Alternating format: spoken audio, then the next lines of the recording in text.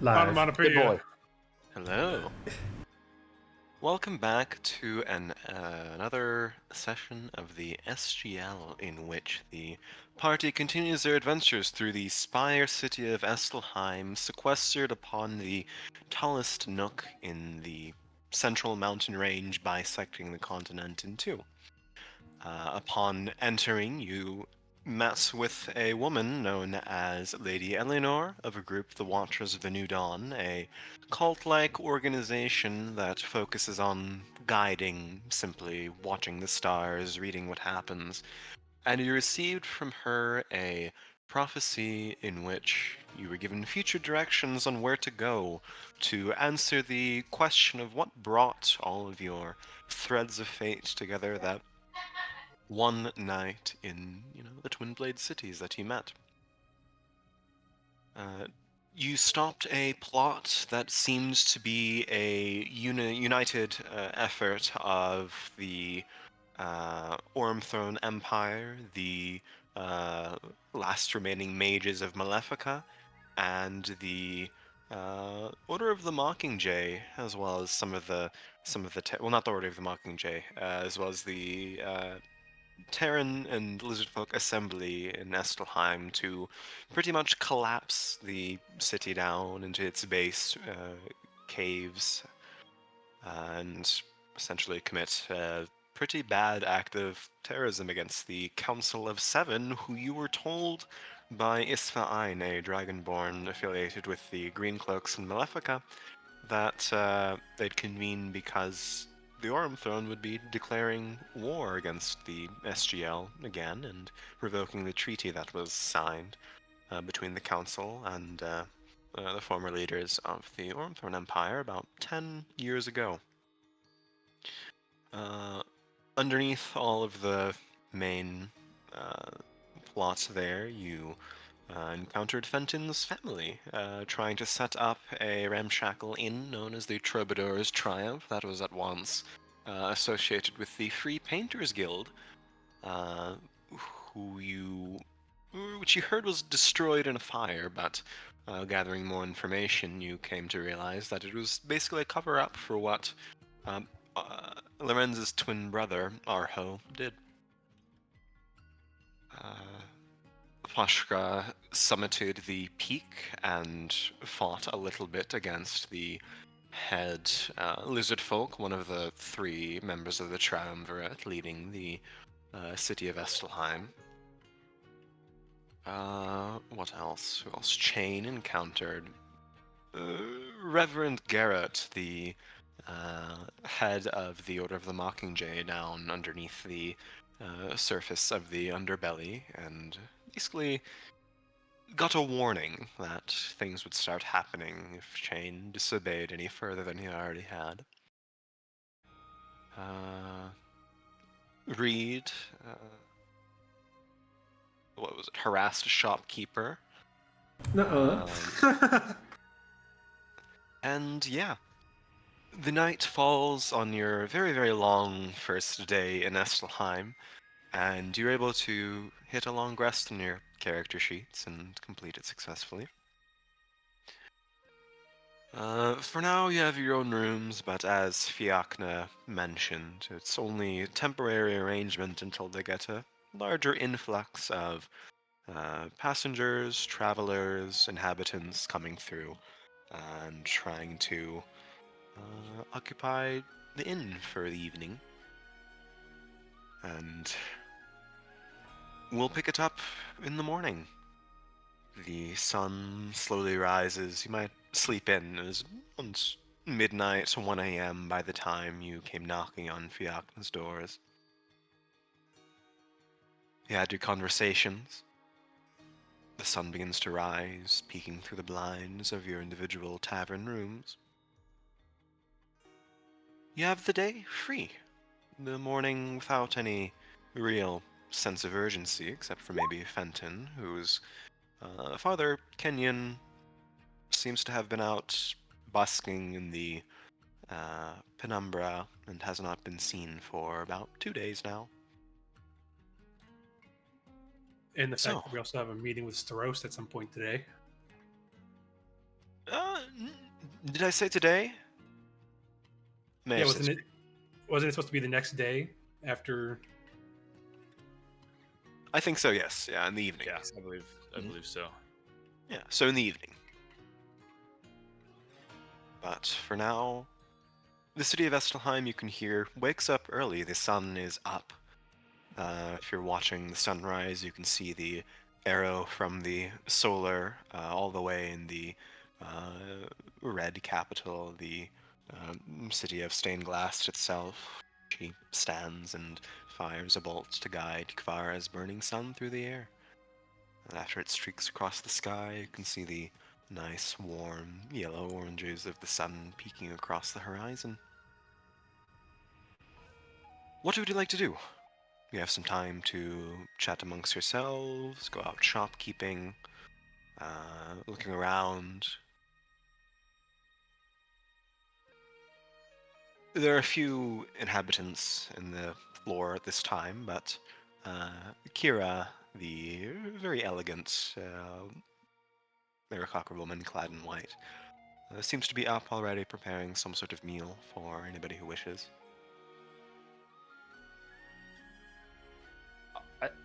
I don't think Fenton has slept, but not restfully.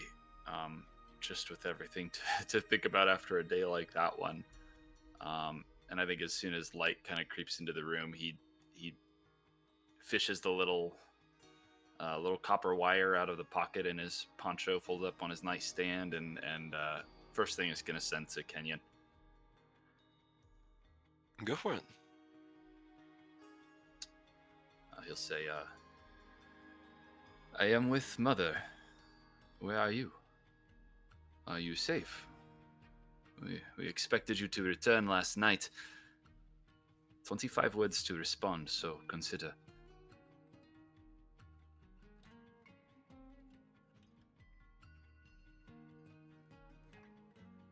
It is like you are speaking into a waterfall or perhaps something that dampens sound, a quiet room lined in velvet where your body would naturally be accustomed to the usual reflections of your voice bouncing off walls. There's nothing but in a magical sense. You get the impression that either something was interrupting it from being sent in the first place, something was preventing him from receiving the message, or it never was delivered at all.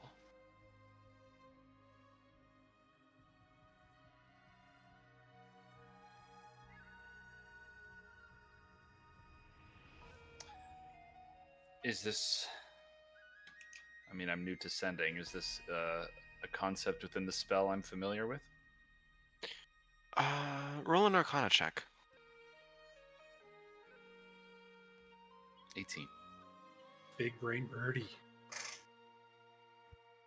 You'd know that this is not you know enough that this is atypical. Um, you know for certain that it does not have the same characteristic of sending to someone deceased. So Kenyon is still alive, you can determine that. But there seems to have been some interference, like a leak in the magical current. Something seems to be siphoning away the spell. I frown and sit up a little bit more and start getting ready, but I don't put down that wire, just contemplating using it again. But I don't. I'll get ready and walk out into the main tavern and get some food. Yeah. Slow morning for anyone else? Is there anything you wish to get done today? Shopping errands? I'm going to be staring out of a window in the hallway, and whenever the first person, probably Fenton, gets up, I will say, I want to know where that arrow lands.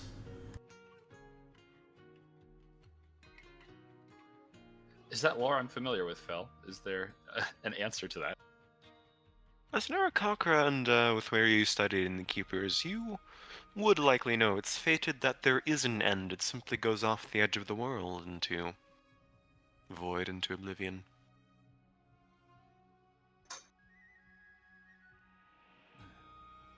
The common belief is that the arrow goes off the edge of the world. I like to think it stops somewhere, for Kovara does come back around by tomorrow. Huh?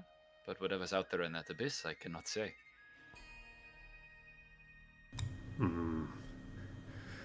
One hopes the night sky truly is souls and not flaming arrows, then.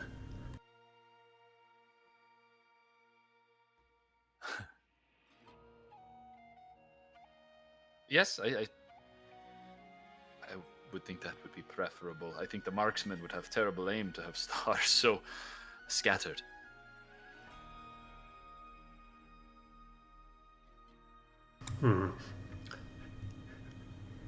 Eat, be prepared for today. There's discussion to be had. Of course, yes.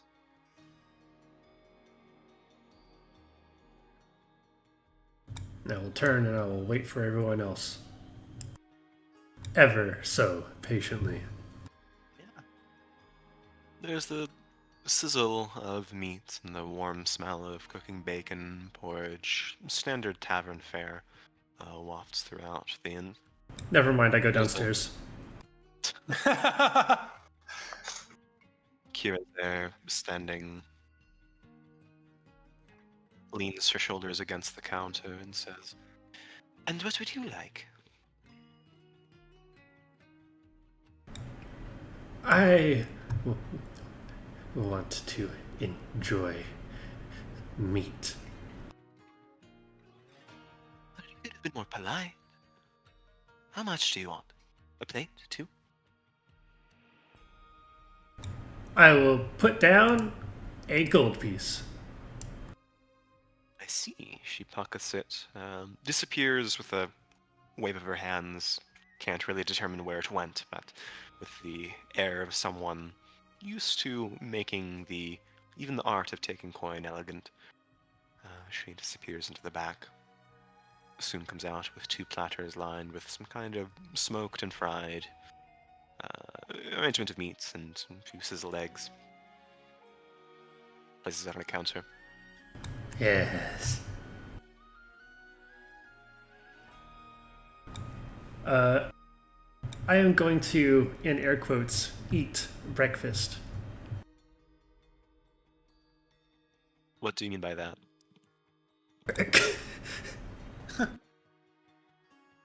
I mean, I am going to mimic the functions of a body eating. My dear, you're dribbling all over the floor. Shush. No, I'm sorry, I will not shush. This is my establishment. Can you be a bit more courteous? Are you capable of it? That word, courteous. What is its meaning? A bit more fucking polite. I'm not sure what kind of friends Fenton has got himself, but this is intended to be a higher class establishment. Tribuder's triumph has a reputation. Now, if you were some kind of a guard dog because you clearly didn't sleep last night, well, that can be arranged, but I wouldn't have you eating on a plate. I'd have a platter set on the ground. Are you supposed to be disrespecting me? Yes, you disrespected my establishment. Here, she pulls out a napkin and hands it towards you. Do you know what to do with that thing? Or do you know that Tlani don't know basic table manners? Perhaps you don't understand my manners. Don't look at me. I'll return your plate. I take the My plates tavern, and my manners. stomp outside. And when I'm outside, I'm going to intensely and extremely noisily devour the food. The rest of you still in your rooms hear the garble snarfs of Reed. Garble snarf.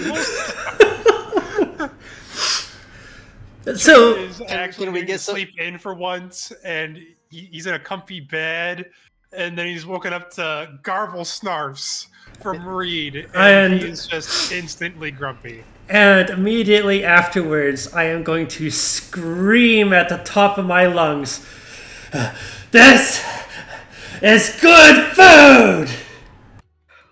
Lorenz bursts out the window. Shut up!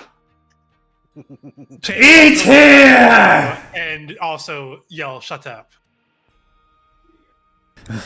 in Lorenz's voice. Yes, in Lorenz's voice. It's gonna. There's an echo of Lorenz. Shut up. Down the hall. Oh, no. Open. Roll me a I wrote- performance check with a disadvantage, Reed.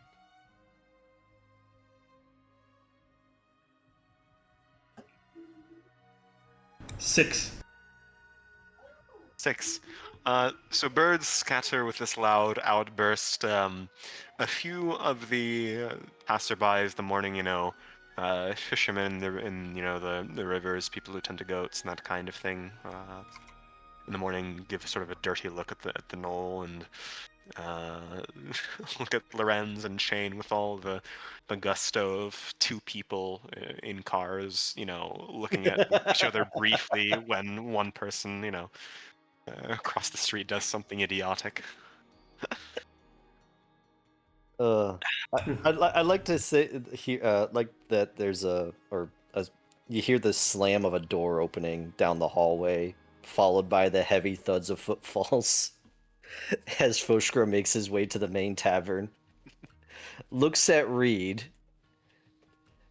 marches up to him, grabs him by the snout, and starts dragging him out the door of the tavern. I'm already outside the door of the tavern. Oh, he's already outside. Okay, then Yeah. I went outside to advertise, because apparently their last one went fucking missing. very well then. So outside, grabs Reed by the muzzle and looks around for some water. Roll a perception check. Well, actually, there's a river that this tavern goes next to. Right there. Oh, very well. Yeah, and I drag Reed over the- to the river. Roll contested grapple checks. Actually, yeah. Roll contested. That's Do I get- strength, right? First roll an attack roll to see if you hit Reed. Okay. To catch him. Add my strength modifier then. Yes. It gotta be a 15. Okay, And well, you, That's without adding strength modifier. you watch Foshkar storm out, start a little scuffle with Reed. Grab him by the muzzle and start dragging him towards. alright, do I get athletics or acrobatics to get out of this? Yeah. Roll contested grapple checks, yes. So Okay, it would be athletics or acrobatics. 12. Foshkar, you reach your claws out, can sort of hook them around Reed, sort of around his shoulder, and the other hand just grabbing the snout as he snaps and slavers a little bit, and starts slowly shuffling him towards the river. Just a strip of bacon just halfway out of my mouth. Shane is going to mimic the sounds of crowd cheering in the arena from yesterday. Getting to the river, Foshkra is gonna just hoist Reed up at eye level. And just drop him in the water.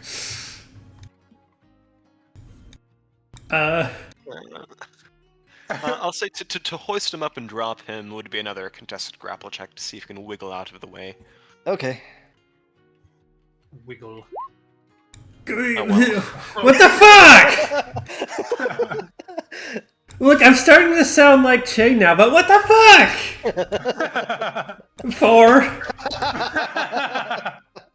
It's like washing a stray cat. Foshkar, you're able to He starts kicking, he starts biting, but with a grip like a vice, you can hold him up and plop, dunk him into the river.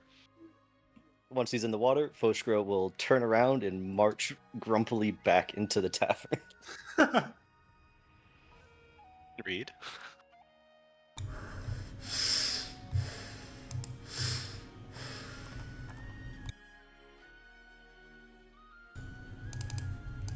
I'm gonna throw a temper tantrum underwater. He doesn't need to breathe, so. Actually, there's a concerning amount of bubbles that come up from the surface. That And means he's half a alive. strip of bacon. And half a strip Half a of strip of bacon. Bits of breakfast. Fish gets caught in the crossfire. You can see some blood. All right. Reed, you're underwater for the foreseeable future. You may emerge at your leisure. You're not going to breathe. Is there a reaction when Foshgro enters the tavern again? Kira gives a kind of sardonic clap and says, "Well, I ought to hire you as security." He was right, though. The food is good. I know. I was Rubs just her brow. enjoying sleeping for once. Well, I hope he enjoyed the food as much as he enjoyed sleeping. He doesn't sleep. I know what I said. Well, sit down. You're friends of Fenton, so I guess I'm obligated to provide and be a good host. And you can sense that her air of arrogance, a bit of smugness, some disdain is kind of part and parcel to how the tavern is supposed to run. But she's friendly enough. At that, Foshgro will just put I guess 5 silver on the table for whatever breakfast that would buy. It's 1 silver a person for breakfast. Okay, so never mind. that would Only be 1 good. silver. Oh, just 1 silver for yourself. Okay. Since Reed paid a gold, but Foshgro doesn't Yeah. know that. Fair enough. Yeah, he doesn't know that.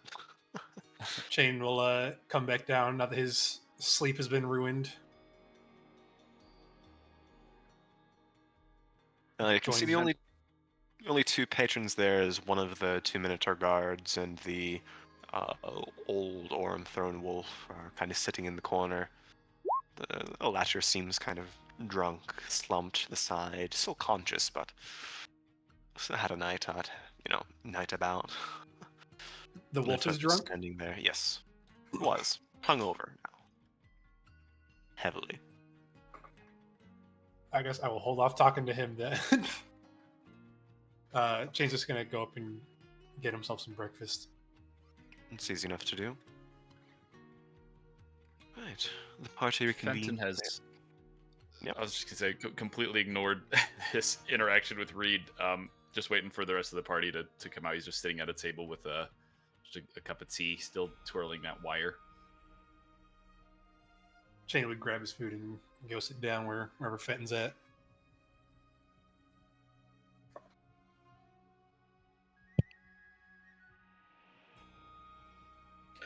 Is it enough to And- convene at the table? Yeah, go ahead. Lorenz comes down very slowly, weight shifting from each foot to the other. And looking quite grumpy and awoken way too early for this shit. He makes a beeline to the table and falls into the nearest chair.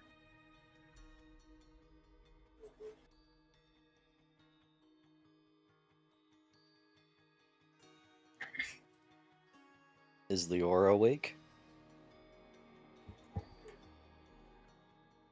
Yes, she would have gone downstairs probably shortly after Chain and just sat down somewhere.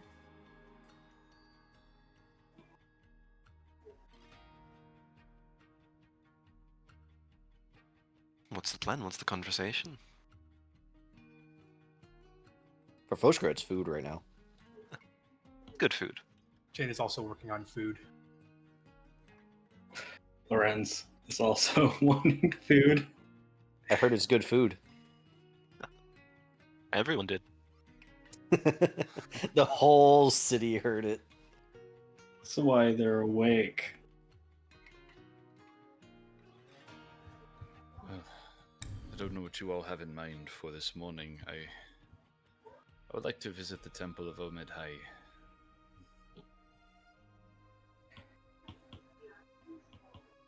Is that the Arakakra temple? Mhm.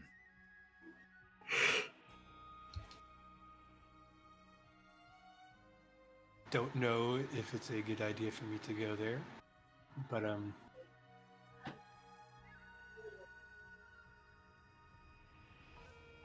is there a specific reason? I'm a bit worried, actually. My father's supposed to be back by now, and he's not. And I tried to send to him this morning and hit some sort of arcane barrier. I believe he's alive, but I'm worried for his safety.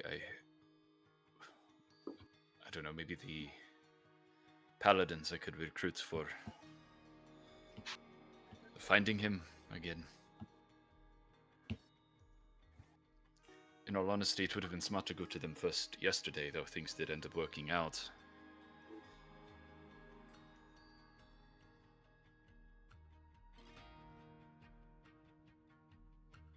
Regardless, any are welcome to join me, but if you would rather explore the city elsewhere, I think...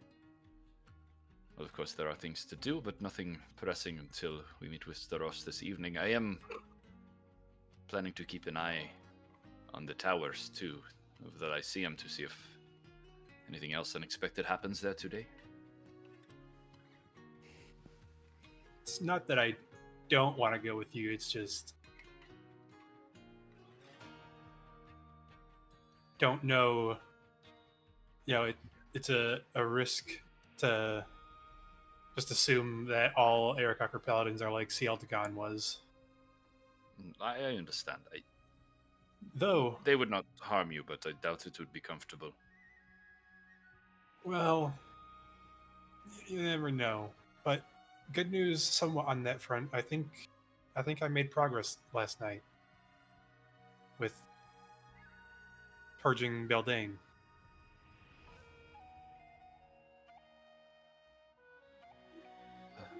How do you figure? He'll summon one of his sonic blades, showing that there's not quite as much purple as there was before. It's not a massive amount, like it wasn't like a massive stride, but it's a little better.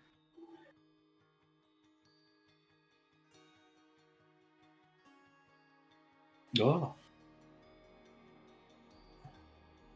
Chain projects the blade, and it's still matted with purple, but a little less so. Kind of less angry, beating purple, but more blue. Calm and cool. This is good. Whatever you've done, and keep it up. I was quite surprised myself, considering it came after a not great conversation with Koss.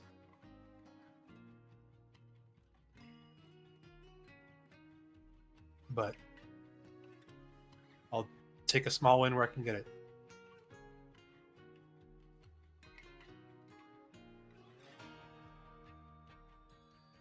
Koss is here. I believe Lior mentioned it yesterday. Oh yeah. I'm still tired. Fenton, I can go with you if you want. I don't think that I'm... Well... Yeah. Reed Sure. slops back in at this point. Flops. A very, very soggy reed, saturated with water more than any being should be, makes his way into the tavern. Ah, eh, good. We are convened. What happened to you?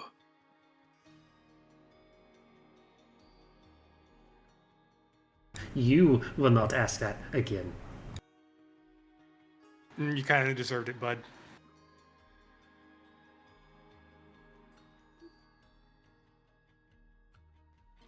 Have a seat, Reed. We were just discussing the day.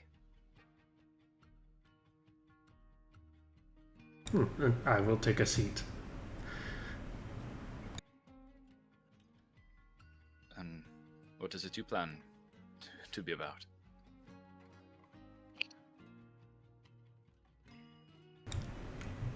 We must carefully collect what resources and allies we can here before we move on. The world it destroys itself day by day. Our time is limited.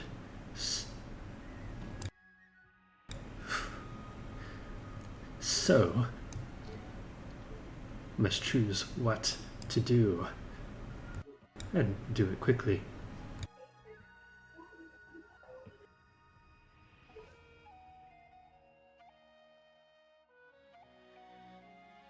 I have no ideas. I will just make certain your ideas happen quickly.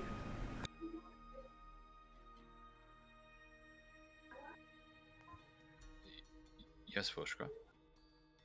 If you have the time, could you see if Rook is in the city? Fel, would I know?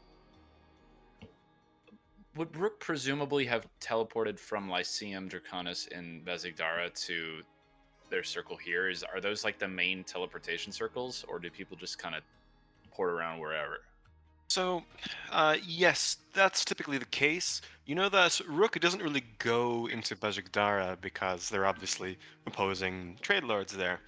But there are, yeah, teleportation circles that do go to and from Estelheim. It's very much a hub. And specifically Rook, you know, who made her career and actually, it's a very common knowledge, managed to escape slavery under the hands of Rose by winning in a certain fight in this arena. She visits very often and is quite popular in the city.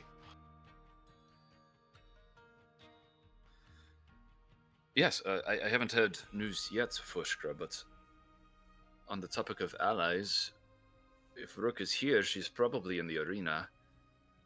Beyond that, Damascus, Preceptor Pyre, and the Lyceum as a whole, by all means, would be powerful ally to have as well. He offered gold in exchange for some investigative work in the Lyceum, but I'm sure that would earn more of his aid as well. Gold. We don't need gold. We need tools that gold buys. Yes, it starts with gold, though, Reed, and this gold comes with the added benefit of one of the most powerful arcanists in the Stained Glass Lands. One that will be... Go ahead. We also have the added trouble of the Preceptor wishing to deal with Gergek.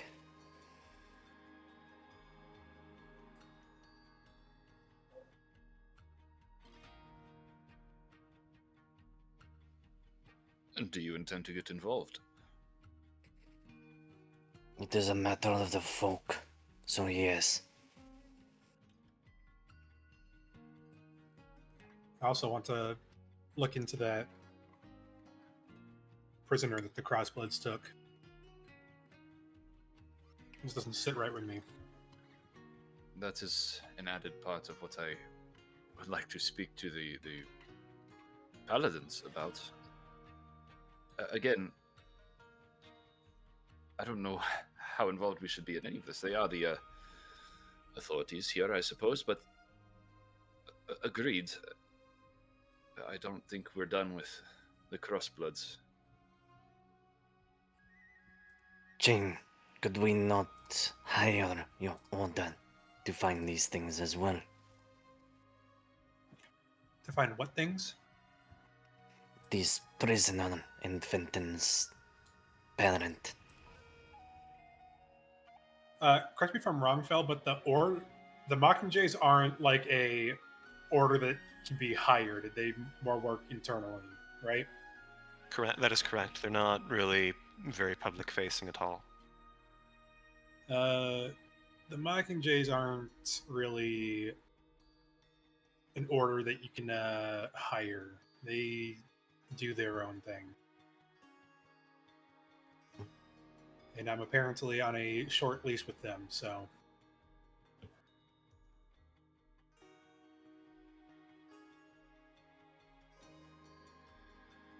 And unless there are other options of gaining this information.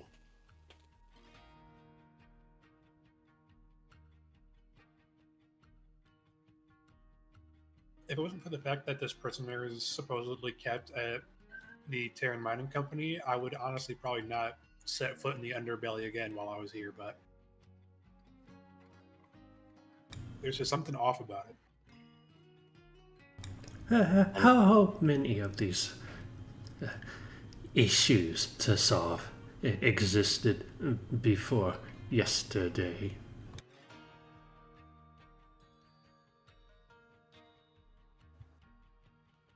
Uruk. That is all. How many more will we have tomorrow? I think it will be too many.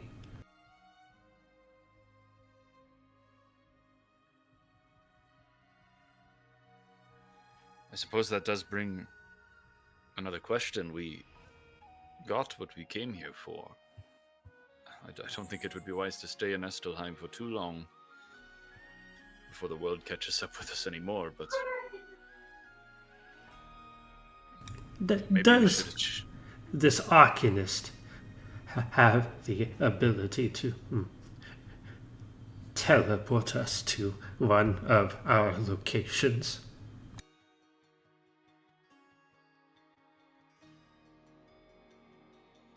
perhaps back to the Twin Blades for a fee. That could be an exchange we make with him, but to Okrahelm, I'm not so sure. Norin sort of sits up. Well, if we want to go back to the Twin Blades, I have that key. Your key and another shard there potentially, according to Shane. Yes. Maybe. That will potentially delay other steps in our journey. Undoubtedly.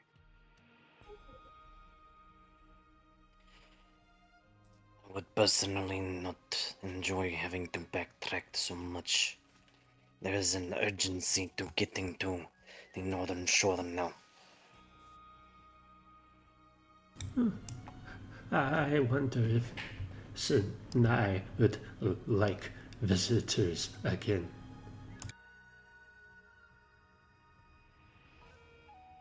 Would be great if he doesn't try to kill us this time.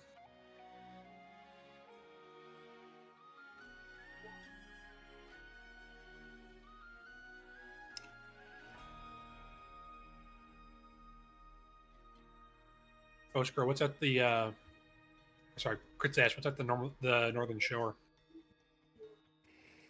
A friend in need.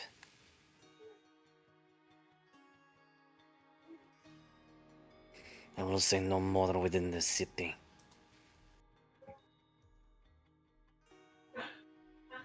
Would you explain through Psychic Whisper?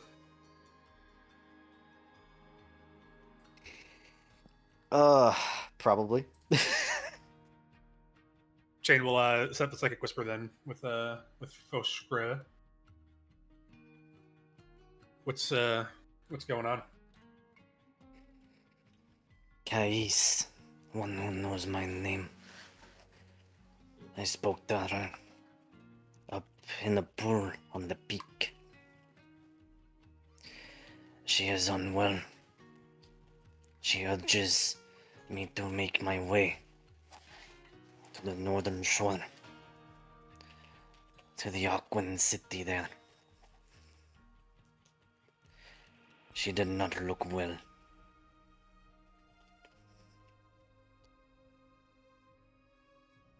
I see. Chain will speak out loud. Anybody have a map of like the stained glass lands? Don't we have a map ourselves? We got a map at one of the towns. I think in the Twin Blades, the I guard know- captain gave us one. I know Chain doesn't have it personally. That's why he was asking out loud if somebody like who has the map? Cough it up. I'd like to imagine Fenton has about 14. Yeah. Yeah, Absolutely. there's one drawn in his notebook that he can pull out. I can get to the map. It's been so long since we've seen the world map. It has. Talani, my beautiful bruise on the planet. Yeah, you gotta extend that a little bit, Phil. It's outdated. Outdated map. Chain's gonna, to whoever provides the map, he's gonna take it and put it in front of Foskra and whereabouts on the northern shore are they located? He's gonna say through the psychic whispers instead of out loud. I do not know. She only said to make to the northern shore in the oak wood. And then they would find me.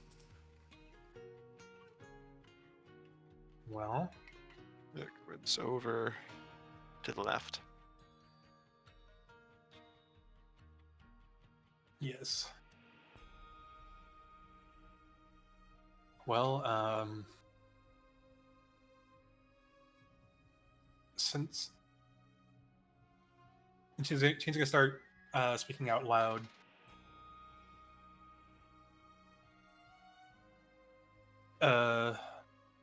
Since it would, at least in my opinion, be foolish to not try and go to Okerhelm while we're already so close to it. I think we should. Hold on, I have to sneeze. Bless you. Bird sneeze. Ugh. That was out of I character, mean, Reed. imitates the sound of a sneeze that he heard one time. No, that was out of character. Okay. I'm gonna say, okay. So if we have to go to the northern shore, I think it might be best for us to go to Malachor from Estelheim, and then follow the northern shore over towards Skaldega, and then again over towards Marsupol.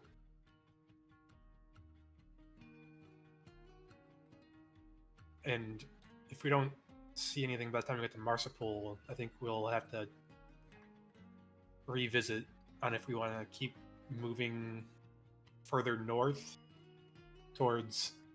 Yeah, I'm not going to try to fucking pronounce that one, Fel. Icrislam? Yeah, that one. Or if we want to go south towards Okerhelm. But I think whenever we do decide that it's time to leave Esselheim, I think it would be smarter to just go straight towards the northern shore and travel across it. I don't want to overlook, though, if Damascus is able to teleport us directly to Okerhelm. It took us weeks just to get from the Twin Blades to here. The amount of time we could save, even if we have to backtrack, would be well worth it. I mean, would we be saving time, though, if we teleported to Okerhelm and had to go back north anyways, and then backtrack all the way to Malachor, and then have to, you know what I mean? Perhaps. Uh, the things here will be getting very busy soon. I doubt any opportunities for favors will last into the future. I imagine if we make it to the shore, I will be able to get more accurate directions.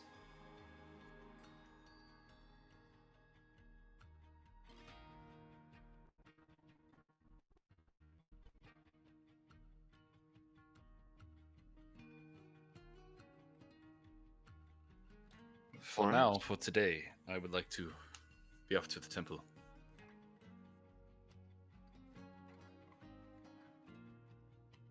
A temple. Yes, the Era Kokura temple here. Those always have such interesting characters. I wonder if they have another fountain I can dunk you in.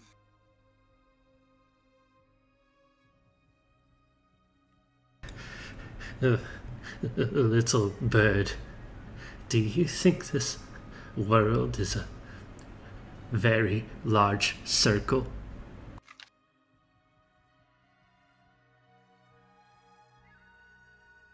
I'm not playing into whatever riddle you're trying to spit out here.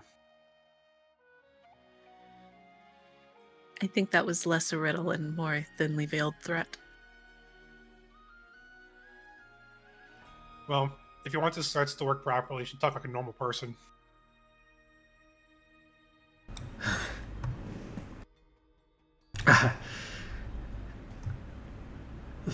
Parts of me have tried.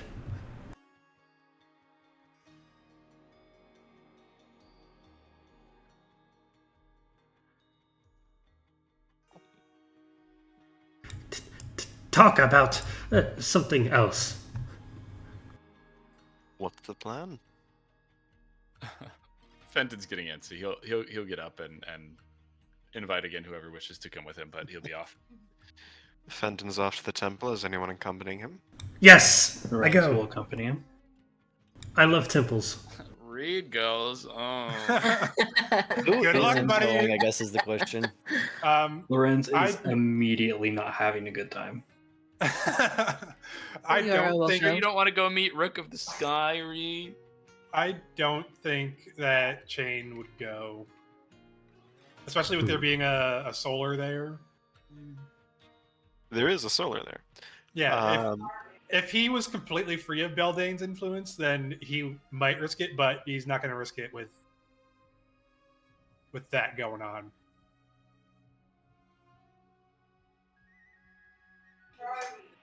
So he's going to stay behind and probably try and go shop. Alright. Then Foshkar would stick around Chain then. Are you going to meet Rook of the Sky? Not without more who know my name.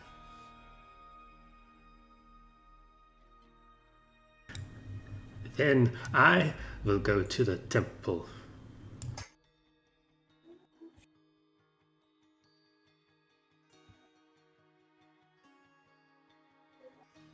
All right, so I'm hearing that Fenton, Lorenz, and Reed are headed to the temple. Chain, Foshgrapher, what are you up to in the meanwhile?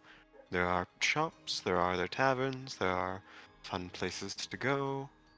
I think Leor said she was going to the temple too. Oh, Leor is going to the temple as well? All right, then Yes. Chain, Foshgra, what are you up to? Well, Chain's Sorry. just going to turn to Foshgren. Do you have anything pressing that you wanted to do? Yes, but I cannot do it without the others. All right. Well, let's see how well this is gonna go. I have a lot of items now that I don't really need, so I'm gonna see if I can't trade some for other things. All right. Train's gonna go and try and find an armorer. Yeah. All right. So, first things first, I'm going to handle the temple. The four of you step outside. Well, the three of you plus Reed step outside. And What? referring to people, they into the sunny air. It's crisp outside. You exhale. You see your breath sort of coagulate into fog. And the four of you together walk across the river that snakes its way upwards. And I will take you back to the map. It's not the right one. Fenton is power walking the whole way, very distracted. Power walking. Wow, he's walking. I mean, we love he's character walking. growth. He will fly a little bit, but he's walking. He doesn't get a lot of practice. True. Bird, he skips leg day. The tavern is situated around this location right here. And it's a short walk to the temple, which is across the river. And on the other side, you can see a large domed structure, pillars along the outside. It seems to be an open amphitheater in which you can see Aarakocra flying in and out, skipping the main thoroughfares of the city foot traffic to directly enter and exit from the sky. But there seems to be a rather pristinely kept moat of crystal blue water in a perimeter around this structure, and a drawbridge that, as you enter, not the water, can see a sort of curved wooden bridge, very nicely carved, well kept, maintained, that you can pass, step over. See reflections in the surface below. The symbol of this temple seems to be a lance. You can see that instead of hooded lanterns, there are lances that have been skewered into the ground, somewhat odd, different angles. From each, the handles dangle would appear to be lit braziers with authentic fire. It crackles faintly in the morning air.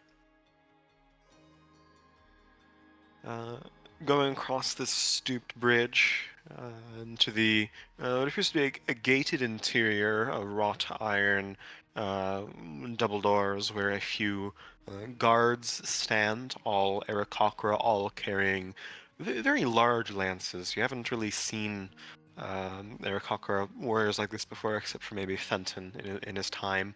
But they seem clad in just essential armor, nothing restrictive. You can see their wings unfurling out behind them. All kinds of feathers, all kinds of different birds represented here. One steps forward as you approach. Ah, travelers, yes. How may we help you? Good morning. I was hoping to get assistance, perhaps. I believe my father is gone missing. Sunrises to you. Are these your compatriots? And he gestures towards the three behind him. Yes, they are. If I am correct, you wish to lodge an inquiry. There's a friend of yours missing. A relative, your father? Correct. I see. Well, come on in. He makes a hand gesture, and the cranking of a mechanism opens the gates, leads inside. It's a very well-kept interior. Roll me a wisdom saving throw. Oh, fuck. God damn it. No. Oh, fuck. Right off the bat. 17. The polished marble floors, the Decorative spears that have been quite readily polished gleam all sorts of light from all sorts of open flames, giving this interior a hot, sort of stuffy atmosphere. One of drives you insane, but you're able to quell your, lurching, not quite living, not quite dead heart, and keep it from moving around too much in your chest. Shut my eyes. I take the napkin that I stole from the Painters Guild, and I'm going to fasten blindfolds. It's easy enough to do and stumble around. Are any of you guiding him? I will. Lawrence refuses on moral principle. Leon's on null duty. Help, Lorenz is not ADA compliant. AGA. Arho was the reason ADA was formed.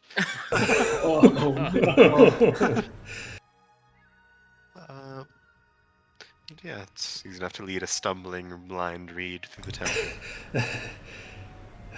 It's busy here, very secretarial in nature. It takes you to a left, the temple is arranged in a perimeter.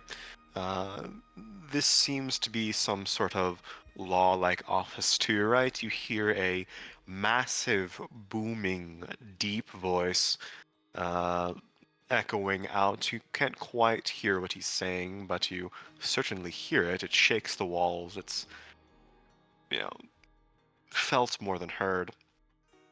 But you're led into a large little open chamber, plenty of windows all open.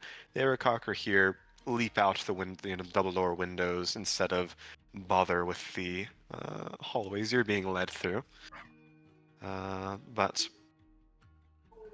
you're headed off between a few different guards. They seem to be keeping a close eye on you, and a pair of them lead you towards a large kind of amphitheater-like. There are multiple staggered, curved benches, and a female Aarakocra,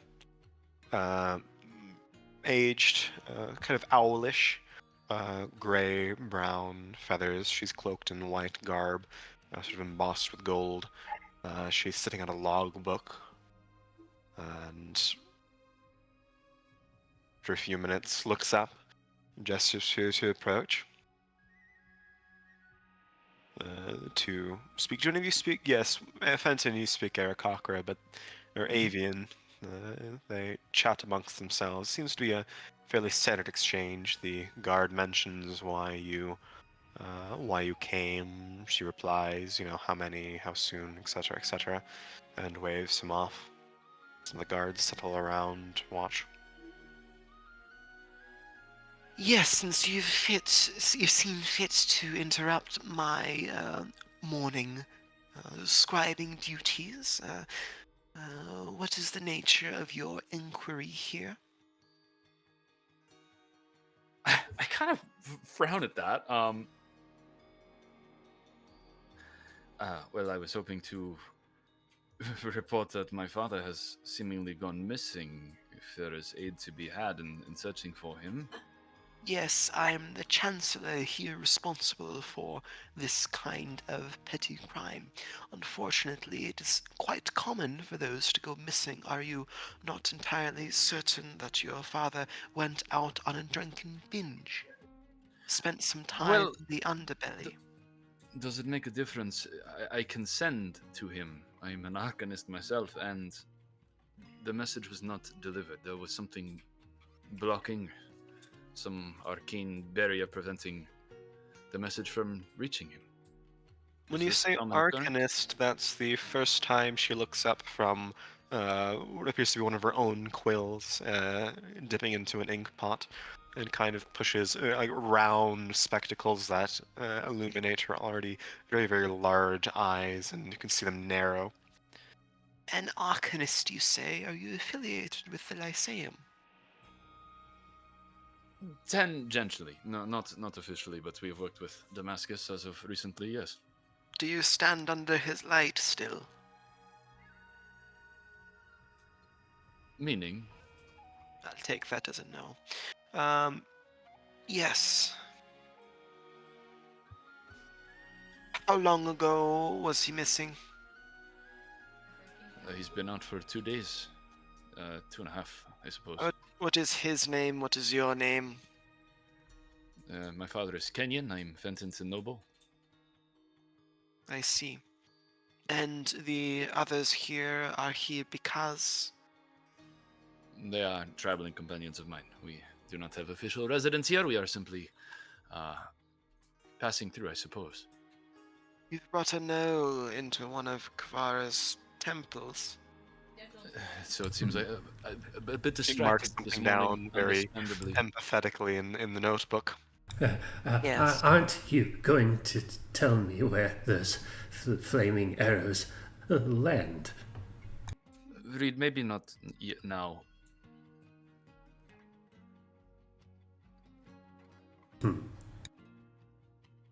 Right. So, kind of rubs her brow and yells in avian for one of the Arakakra guards to bring her some herbal teas, caffeinated. Sniff, sniff. Yes. Where was he last seen, or do you not know?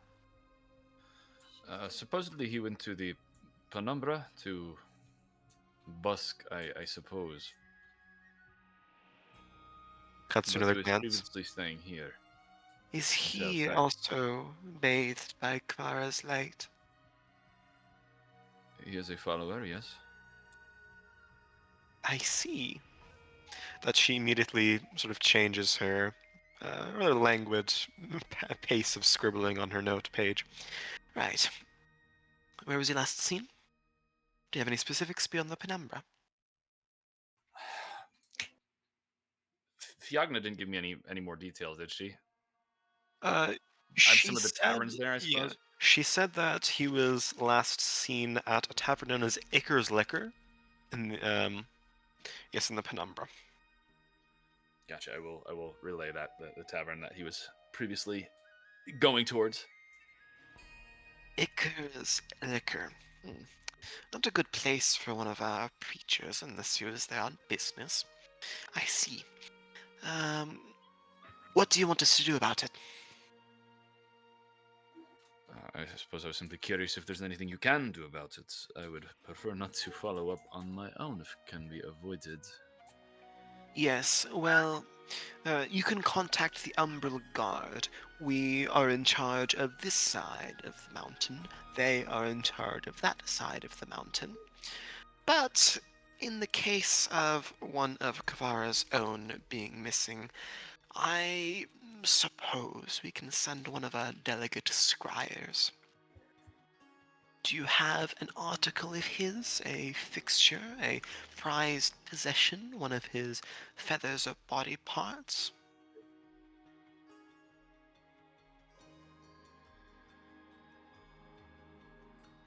For how long will you need it? Not very long. Come back by the end of the day and we will have it ready for you.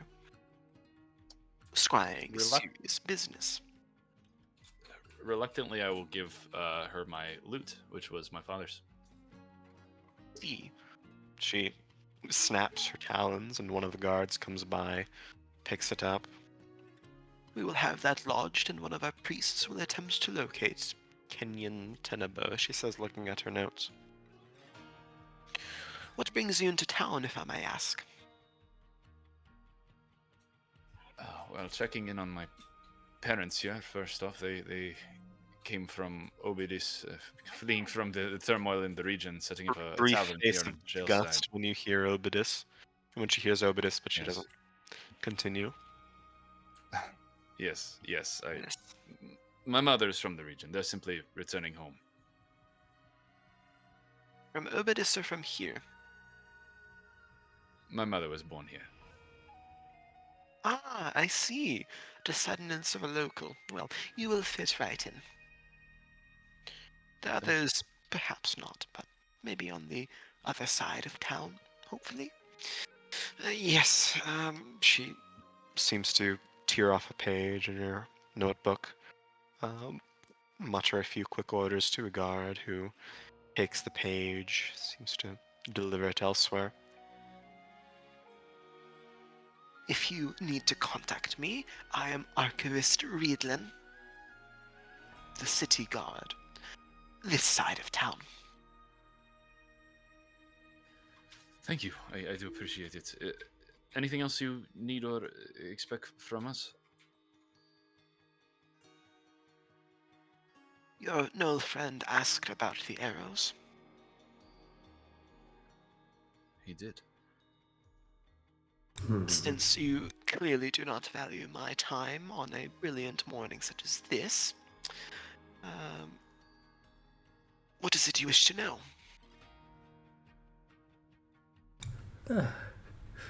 Where do the arrows land? Are they always necessary? Was there a time before the arrows? Did the sun wander the sky? Why such a delicate path? Every morning on the city of Anaurak, pardon me, the Temple of Anaurak in Okerhelm, our own Signhild of the temple, Knight of the Bow, illuminates an arrow and beams it into the sky. The reverent sacrifice by our deity follows the path emblazoned in the stars. Where it ends is a matter of debate. Some say that it falls somewhere, striking down evil. Others say it dissolves into the nebulae beyond the surface of this land we've been given on. I believe it dissolves into the sea, launches deep down, and eventually one might build an island from the arrows that signify the day.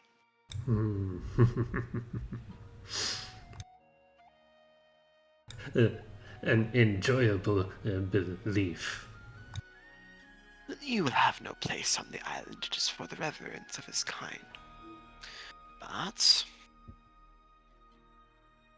we have had some gnolls in our clergy before. Rare. But still. I am not interested in allegiance, only in the knowing.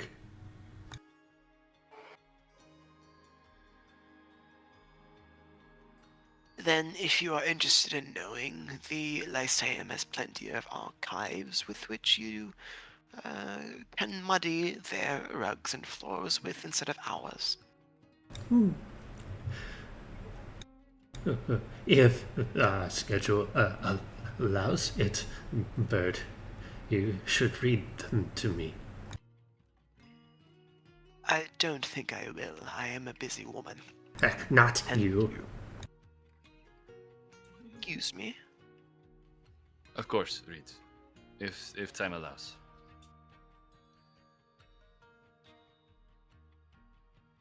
Do the others of you wish to launch inquiries or report any sort of affair disturbing the city's peace? She glances towards you two, Lorenz Lair. She looks at you, Lorenz, for a very long second. Notes something down. Are you related to an individual known as Arho? I am indeed. Then why have you come? I merely following my friend here. Friends, she looks at Fenton. You're friends with this man? Whatever could possess someone of your stature to befriend someone so dangerous, corrupted? Are you referring to Reed? I'm referring to you. She points a talon directly at you. I'm I am not friends with Reed. Not at all. I was following Fenton. She was referring to how Fenton could be friends with you, Lance. Oh, Don't worry, it's personal. Lorenz doesn't know when it's targeted towards him. There is a tremendously large world outside of Estelheim, my sister. Yes, and a bard from Ubadis, a land of vagabonds and skalds, a gnoll from whatever waste he crawled out of, and the brother of a mass murderer have walked into the law house. Chancellor, please tell me you are not some denigrated filth like the others here.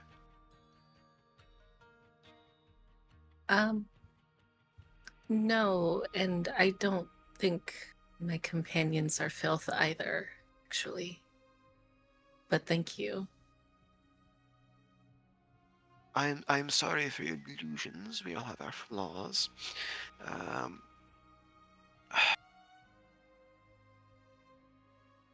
Is that all you wish to inquire about? I suppose it is. That.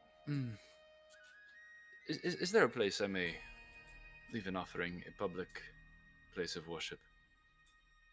Yes, this temple is interior. Do you wish to potentially absolve yourselves of the permeating effect of your companions and whatever they've left on you? No. Does Kavara's sun not shine on all of us equally? Some hide in the shade. Or do you delegate them there? Cuts a look at Lorenz. No, but it is their onus to exit it. And so here they are in Kavara's temple. Where might I find this public hall? Outside in the amphitheater. Thank you. I will return for my loot this evening and hopefully a good report. I do appreciate your time. We don't do our inquiries for free, you know. A scrying will cost 1 gold apiece. I'll fish out a piece. Hand it over. Seems to fall down a slotted array, kind of like the coin sorting machine where kind of like a bagpipe arrangement of hollow pillars collects different different denominations of coin. Slots inside, rolls into a gold piece chamber. Yes.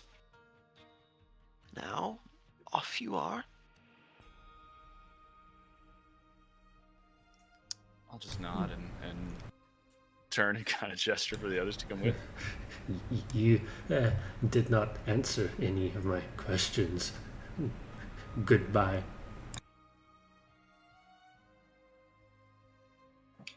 Doesn't deign you with a response. Goes back to archiving. I'm sorry for that. I can't say it was unexpected, but to all of you, that's my apologies. The guards lead you. Are you heading out? Oh, go ahead. I mean, that must be what change feels like. I'm sure it would be much worse for him. Regrettably. I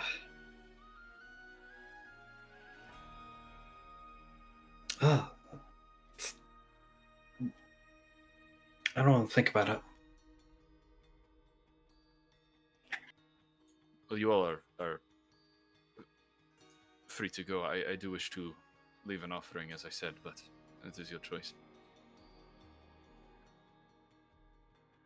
We can wait around outside.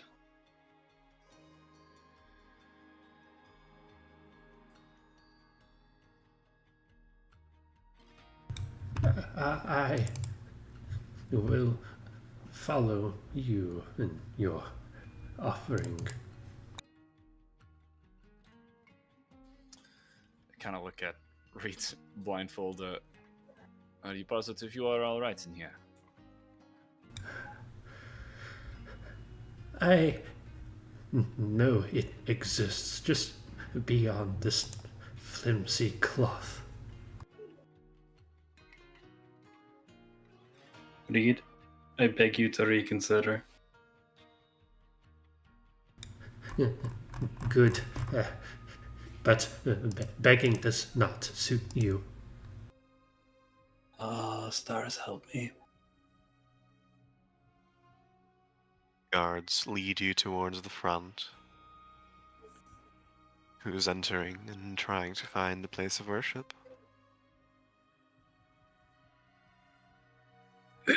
Liara will go with.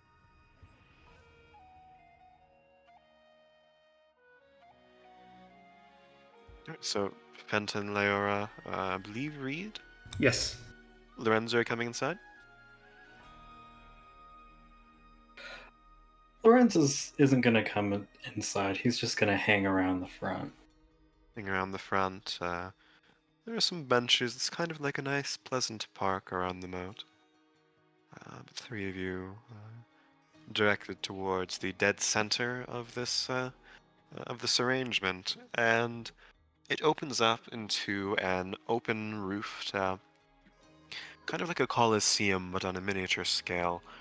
There are multiple tiers and rows of circular benches that slowly lead upwards towards what appears to be an altar. It is a lit brazier on which stands a very, very, very tall figure, around 15 feet, balancing a lance near 30 feet long, you know, a couple feet wide at the base, thickest point, on his knees. He is seated, magnificent eagle-like wings stretched out behind him. A very, very tall, bare-chested except for rags at the waist and covering the thighs. Male Aarakocra with burning, glowing yellow, orange eyes that sort of trail off into flame and smoke near the tear ducts at the edge. One of his gauntleted hands seem clutched around this brazier, holding it up, sending incense and smoke into the air.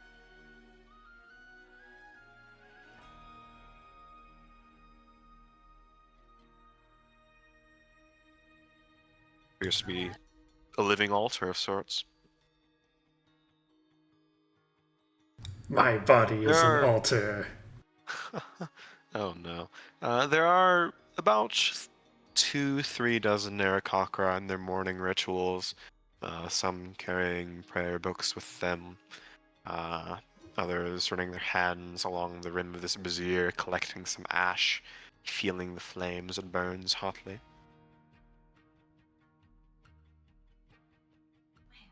Fenton's going to approach the very edge of this brazier, and he has a sheet of papers that he has written a lot. It's almost like a poem of questions and concerns, and it's artistic, but it's things he's very uncertain of, and he's written this on several sheets of paper and kind of tri-folded it and sealed it with wax and soaked it in a kind of a fine perfume that he has, and he'll go up and bow his head and place his own towel and kind of rub it on the edge of the brazier, get a little of that ash under there himself, and throw the letter into the fire. It scorches in flame and quickly becomes one of some of the smoke and ash, collecting sort of dust like snowflakes around this location. A few other Aarakocra do something similar, and you can sort of scent the perfume as it burns quickly, rapidly, turning char and flying into the sky.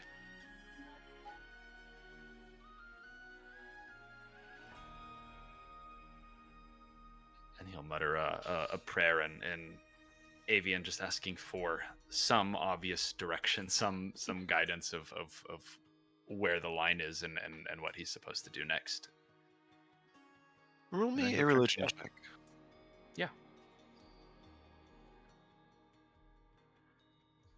It's a Oh nat one. no! Oh no! He's not a faithful boy, Yeah. but he's trying today. You hear There's about no- it instead. There's no obvious response that you can tell. You've never been that much of a devout. He kind of huffs it, discouraged, as he turns back and with one talon scrapes the ash off the inside of the one that he ran across the brazier and motions to leave. Solar, holding the brazier, kind of keenly watches you and your group. Bird, Looks a little critically at you. Yeah, go ahead. bird. How does one give?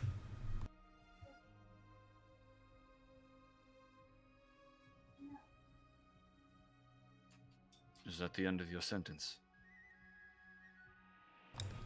Are we not at a place of giving and receiving? You wish to offer to Kavara? Why should I not?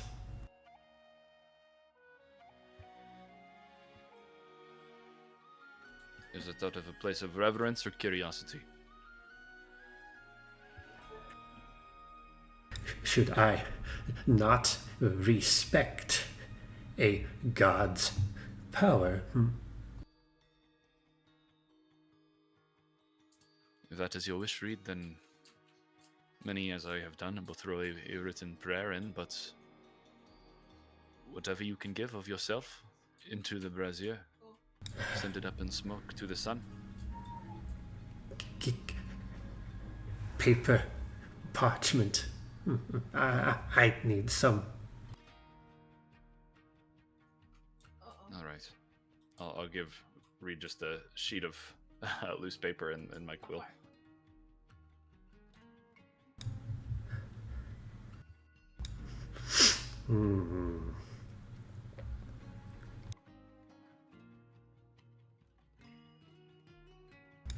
I dimp the quill into my skin, Oh. pull it out. There's some black, kind of syrup-like ichor on it. Going to close my eyes and basically follow the same pattern, kind of like six-fold flower-like patterns as I did with the skywrite.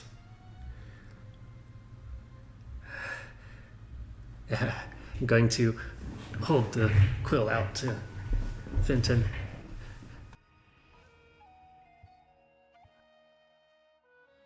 Thank you. And then going to hold my hand over the paper and cast Druidcraft.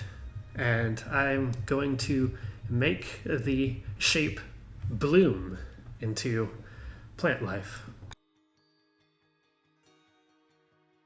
Mutter your spell, and multicolored flowers begin popping up.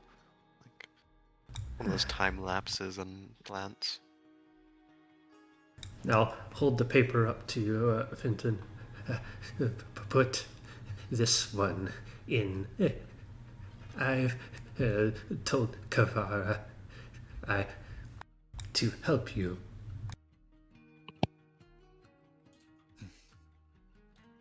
If it is your prayer, Reed, it is not for me to deposit. Our goals are the same. Lead me to the offering place.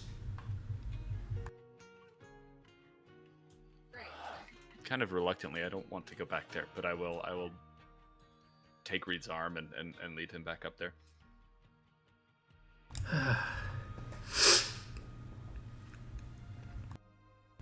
So am I standing Easy enough blind to do, before a yeah. fire? You can already sort of feel the radiating heat on you. Most Arakakra are somewhat resistant to fire. You aren't, and you feel the full brunt of it. It's difficult to walk closer. But you do. Grit my teeth and say, what is your part in this great tragedy of the divine?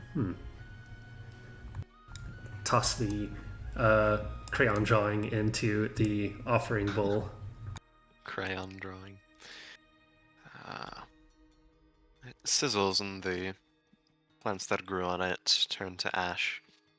You can see the solar carrying this brazier kind of lean back a bit.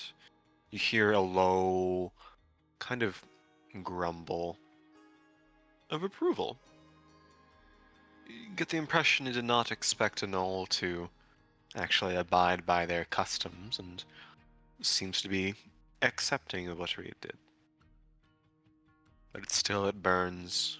There's a slight shade of green as the ink erupts. Roll me a religion check, Reed. Oh, No, with a disadvantage, you're not an Arakakra. fuck racism.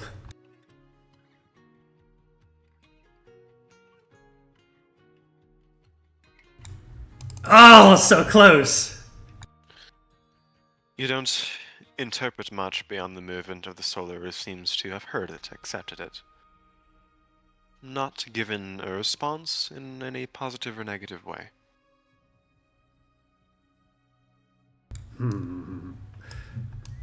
I'm certain we will speak again soon. I am quite flammable. Got nudge Fenton away from the fire. I lead Reed back. Leo, are you doing anything particular here? I'm just watching. Nope, she's just sticking with the group. Just kind of taking in the surroundings and making a mental note to maybe try to write something to Muse later.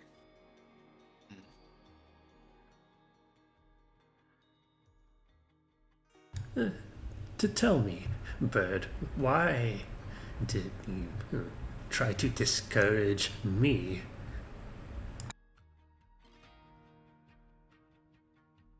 What do you mean, Reed? I didn't know what your intentions were.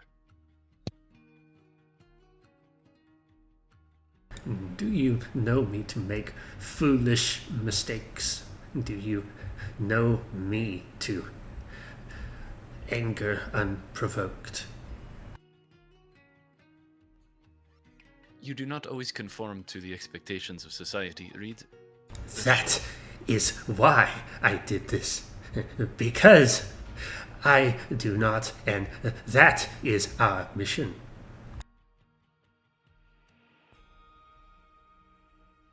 Well, I hope you got everything you desired from it.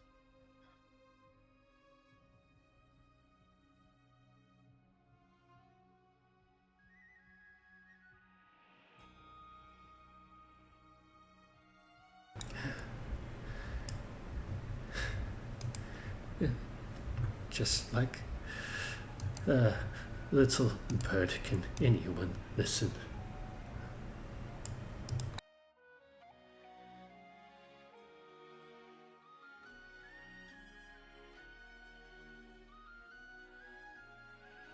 The three of you reconvene and slowly make your way out of this praying chamber. Meet up with Lorenz outside once you're escorted by the guards. Get the impression that Arakakar can just swoop in, but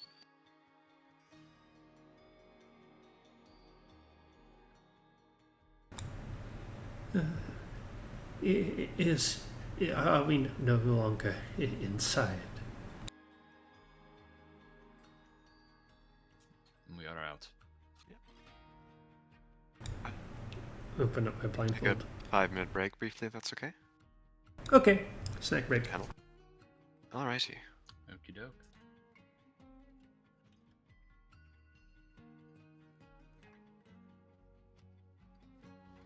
It's okay. When we get to going back into Tlani, I'll let you make an offering to I don't want to do that.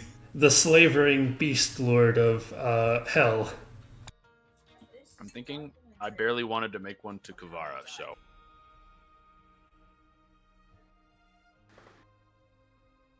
About to say that Reed was gonna make a pretty little picture for Kavara, and he says that he dips the fucking quill into himself. Fenton, I think you need a new quill. yeah, no, that one is definitely getting thrown away. The quill's my Nobody crown appreciates feathers. me. So one of those will be. I give of my very soul, and people are like, Reed soul, gross. Yeah, It is. that's about right. Yeah. It's gross. I'll be right back. And now Lorenz knows what it feels like. Yes. He has experienced racism. Well, I don't know if I call it not racism because it wasn't because you were a Vulpinal, it's because you were Aro's brother. Yeah. So I forget what Prejudice. the word is. I forget what the exact word is, but kind of like a similar thing. Yeah, you experienced it. Yeah, it's like profiling. Profiling, yeah. You In you that can case, I think it'd join. be familial profiling. Oh yeah, I think so. Well, you can join Shane Foshker and I in the profiled half of the group. Would have been the perfect moment for Lior to just sprout some wings and get profiled too. Lior was just trying not to sass that person. It's For someone whose name I mean, begins it's- with Reed, they were very unwise. I think it was like Riedlin. oh, it's a little relaying.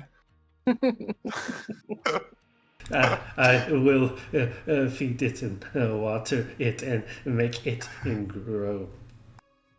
Throw it in the garbage. Aw.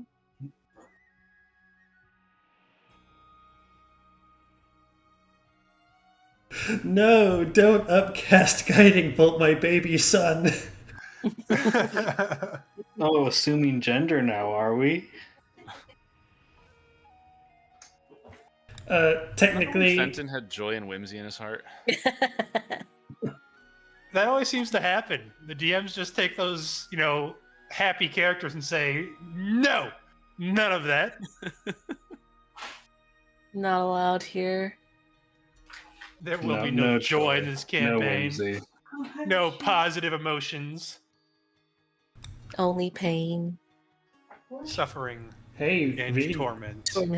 Torment. Hey, Reed gets positive emotions from torment. I'm putting Reed back in the river. I was if Reed rolled high enough to actually talk to Kavara, I would have put Reed in the river permanently. I was super worried. I was hoping you would get something, and then I would be like, "Here's my little drawing," and I'd get a 5. See, what needs to happen clearly is you need to bring Chain back to the temple and have Chain do an offering. Then Chain will roll a double nat 20 on a disadvantage. And it'll be like when Lorenz discovered Muse. Who was that? Was that That was Infintance? Oh, it wasn't Chip. I'm waiting for my payment. I'm waiting for my He doesn't service. talk much. He's not a very talkative fella. This is false advertising, Fenton. Well, maybe you just need to come over. I'm All right, rapidly I'm back. approaching your location. Technically, the sun is false advertising.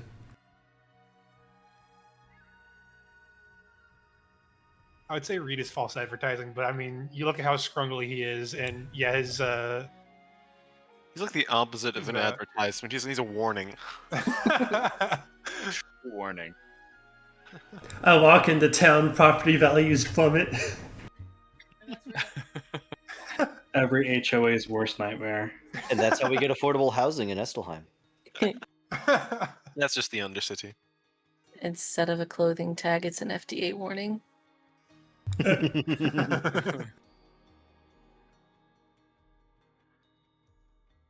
All right, is everyone back? Yes. So Chain, what are you up to? Chain is trying to find an armorer. An armor. Let me look through my notebook. Specifically, Asking somewhere around. that has studded leather. Yeah, there are a couple different places. There is a place known as the Savant's Chapat next to the Lyceum Draconis in the Shaleside district. But, well, firstly, how are you going around looking for them?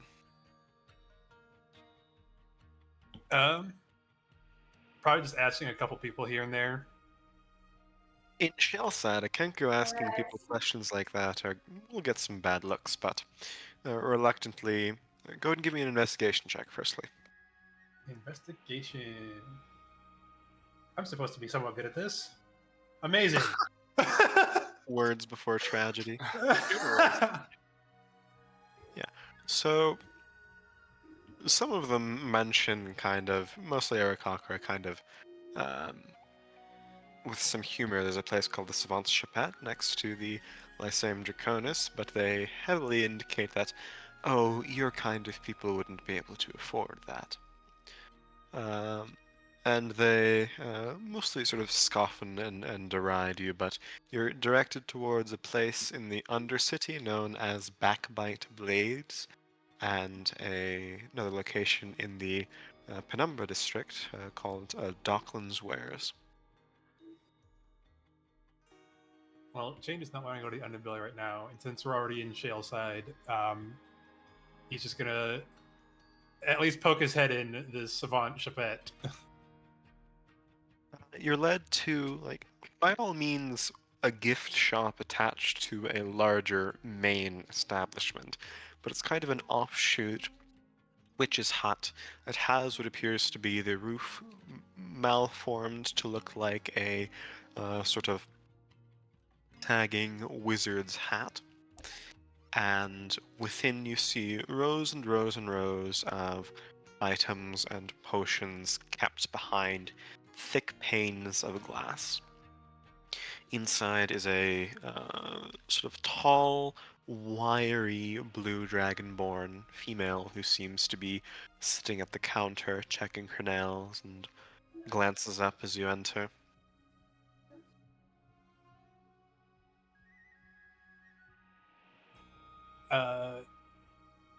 Hello, do you sell studded leather armor by chance? No. Are you shopping or stealing? Shopping. Looks at you deadpan. Come on now, we've all heard the stories. She seems to be clutching a book within her hands and not really looking up. One Kenku comes in asking to look around, another three you can't see, like rats scurry about the walls. I can see through invisibility, you know, if any of you got your grubby little hands on a potion of some kind. Studded leather, you said? Yes. We have a pair, but they're for arcanists. A certain different kind of it. But how much are you able to afford in your current state? Well, I was looking to do more of a trade, possibly. Trade? What could you possibly offer? A short sword, a short bow, and a set of leather armor. Magical of any kind? No, these are all standard. She scoffs, starts laughing, a very shrill, kind of mean girl's laugh. She leans back in her seat, shuts the book. And you think my shop would be interested in such petty little knickknacks like that? Very adorable, but take your non-magical business elsewhere. Wonderful. Have the day you deserve, and he's gonna walk out with Foskra. Fursker, you see all sorts of potions, some types of wands, a few different gauntlets and light armor, but nothing more bulky than that. Yeah, well, Foshkar wasn't actually looking at what was on the shelves. He was just looking for the other Kenku that the shopkeeper I see. mentioned. There are no other Kenku in this shop. Shane was just being racially profiled. Correct. Yeah. Laughed outside the shop. The door slams shut behind you of its own accord. You okay with going to the Penumbra side?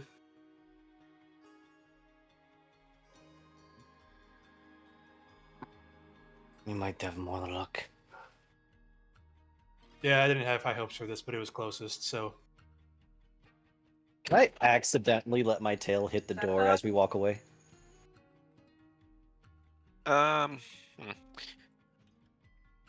It's painful. It's a magically propelled door, presumably by that dragonborn. But you can hit your tail on the way out. Yeah. Can I roll a strength check to see how hard I hit it? Go ahead and give me a strength check. Nice. Are you intending to damage the door? Maybe Foshkar's just not checking his strength by accident. It rattles across the door. You can hear some splinters as the smell propelling it was magical, but the door certainly wasn't. It's a little deformed on the way out, but it slams shut. And we keep walking, as if nothing happened. On to, what was it? Is it Declan's or something like that? Falcons. Yeah, that one.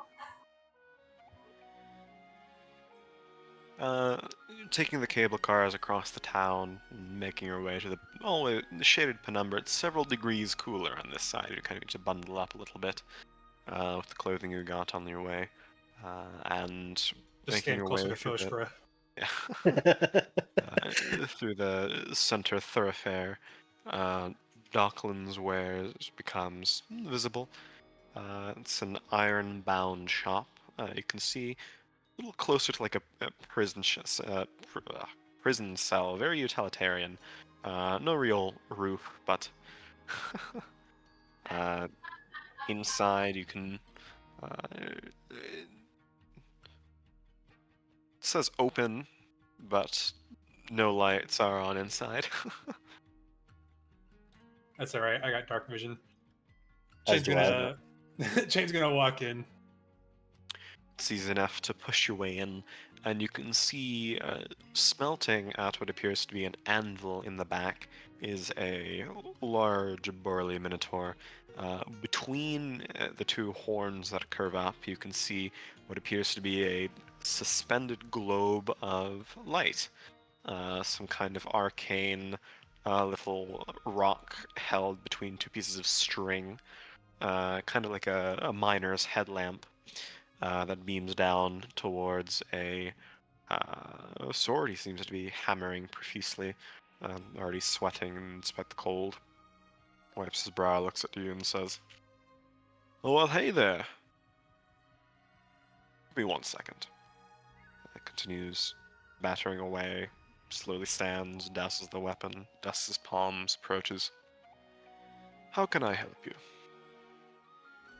I'm looking to possibly trade for a set of studded leather armor. Studded leather. No, Reed. No. So Reed died. Got struck by a Rocks meteor. Yes, studded leather. Could potentially do that. Might take some time. Glances towards a shelf. You can see there's all sorts of like larger metal wares, some maces, some weapons, a few nice pairs of armor, not in anything special, but good, decent quality. Folds his arms, grumbles. If you have a pair of leather, I can stud it for you, but I do not have any in stock at the moment.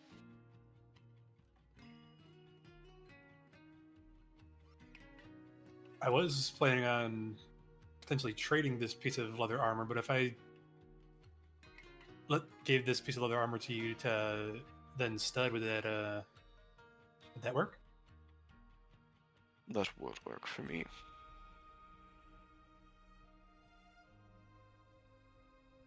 Shane is also going to Would run you about. Does some numbers in his head. As Fel does the same.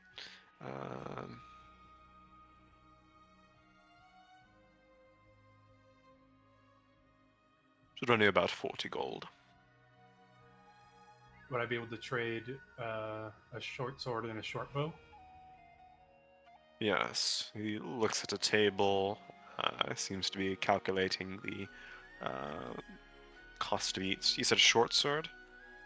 Yeah, one short sword and one short bow. Short sword, short bow.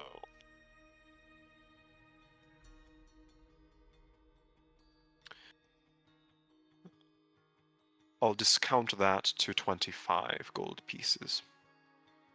Should you get those wares to me? Chain will take out the short sword and the short bow and put them on the counter.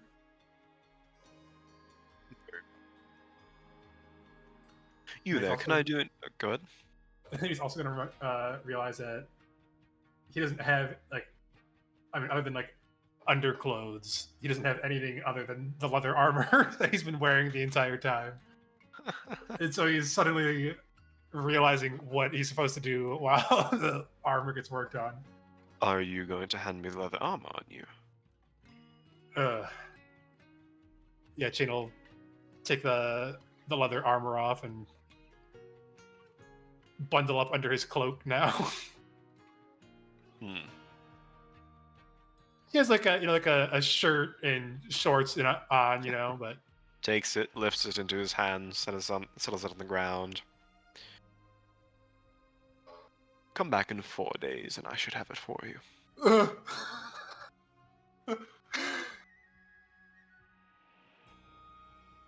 Is there any way to potentially up that timeline?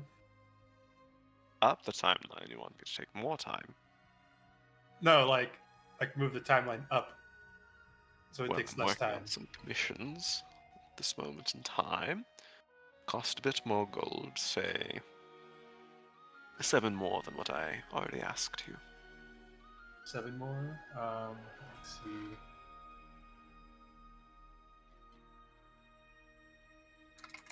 Chain looking into Foshka's coin bag.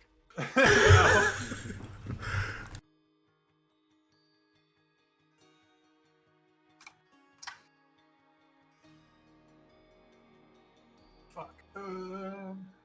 A bird and his money are easily separated. Well, part of the problem is that Lorenz is carrying all my actual money, which I also don't have much of that. Yep. Bank of Lorenz. I have 2 daggers.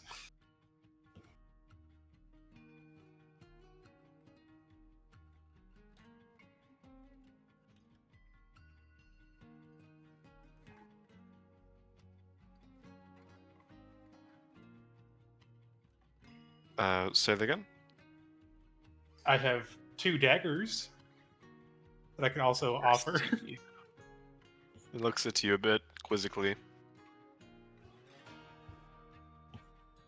Make that 5 gold, not 7.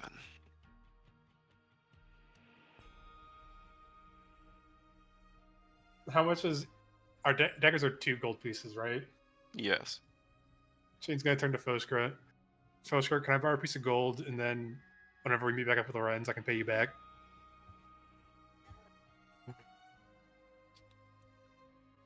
see Foshker reach into his now less much less or much diminished gold pouch or coin pouch than what you're used to seeing him heft around.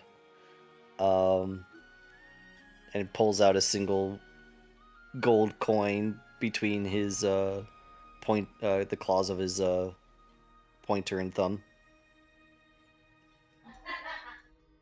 And he places it on the counter in front of Chain. Scoops up all of these items, all of this coin in one reach of his arm to his side of the work table, places his palms on the table, and just, well, pleasure doing business with you. What is the new timeline? I'll make it 2. 2 days. Okay. It takes time, you know. Yes. Yes, I know.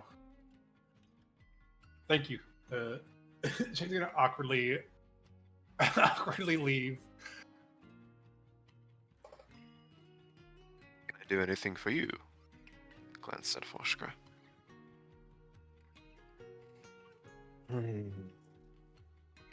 Not unless you have anything that can enhance our natural weapons. Natural weapons. Frowns. I am a metalsmith, but an associate of mine, well, not associate, but competitor, I would say, might have what you're looking for. Foshker kind of tilts his head and looks actually a little bit impressed. He's a gnoll in the underbelly. More of a fan of the less couth means of fighting. Not that natural weapons are uncouth, but not as traditional, at least where I'm from. And what is the name of the shop he works out of? Backbite Blades.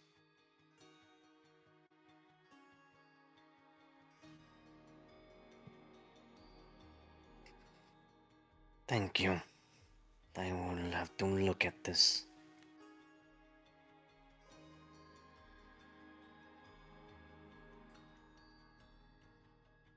Well, be on your way. I have work to get done.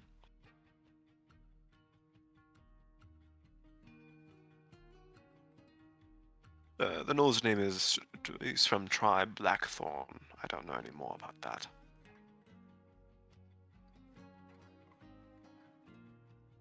Gives you a nod, turns away, begins resuming his work.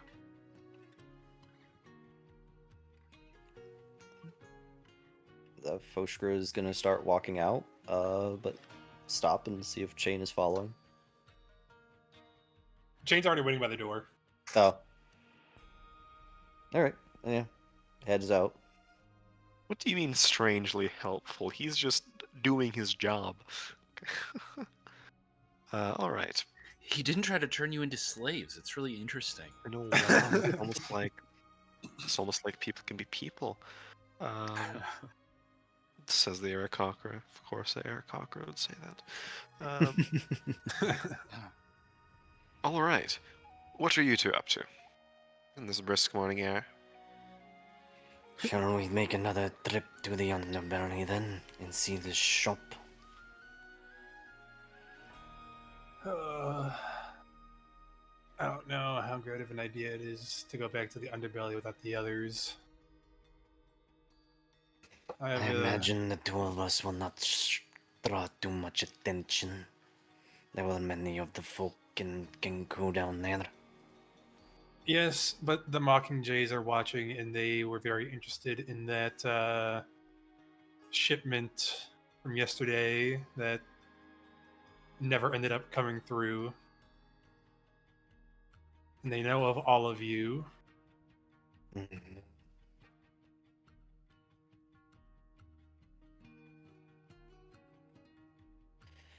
Fine.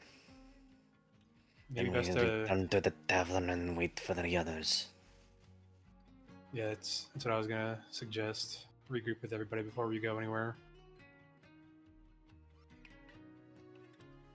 By the way, Jing, what is the meaning of the word uncouth?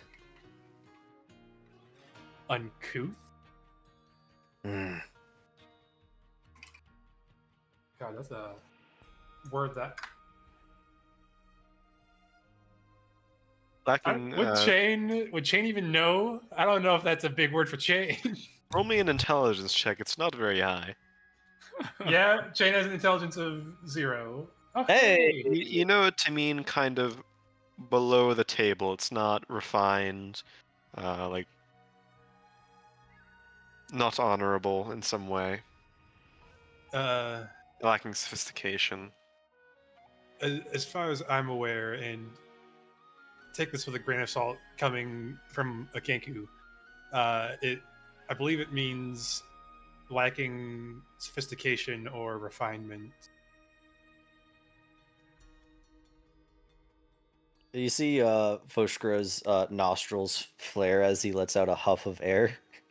And he turns back towards the door with his with one of his hands open in like a clawed grip. Why? What happened?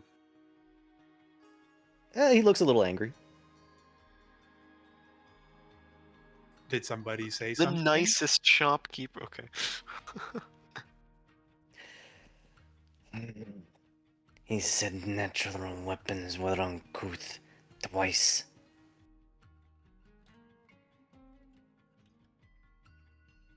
Yeah, people. I mean, I guess it's not that surprising coming from a blacksmith who makes not natural weapons, but Hmm. Is there an honor in challenging this one?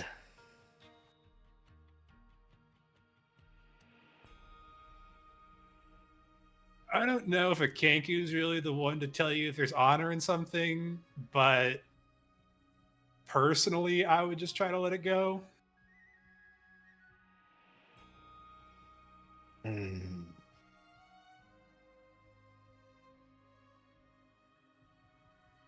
Fine. Especially since he has, my armor.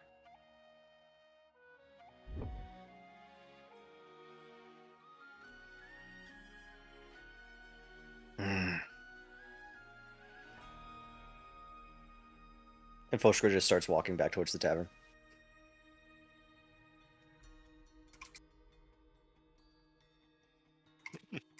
The two of you make your way back to the tavern. Yep. The rest of you, all four of you, what are you up to? You just met Lorenz back out the front of this temple. I suppose back to the tavern as well. We should lower our list of objectives soon. I wanted to reconnect with Foshkara, possibly see if Rook of the Sky has arrived. Seems like the most pressing thing. Yes, I would prefer not to be attacked again. Sorry, where's the connection there? The jackal wants me dead. My reward for angering him.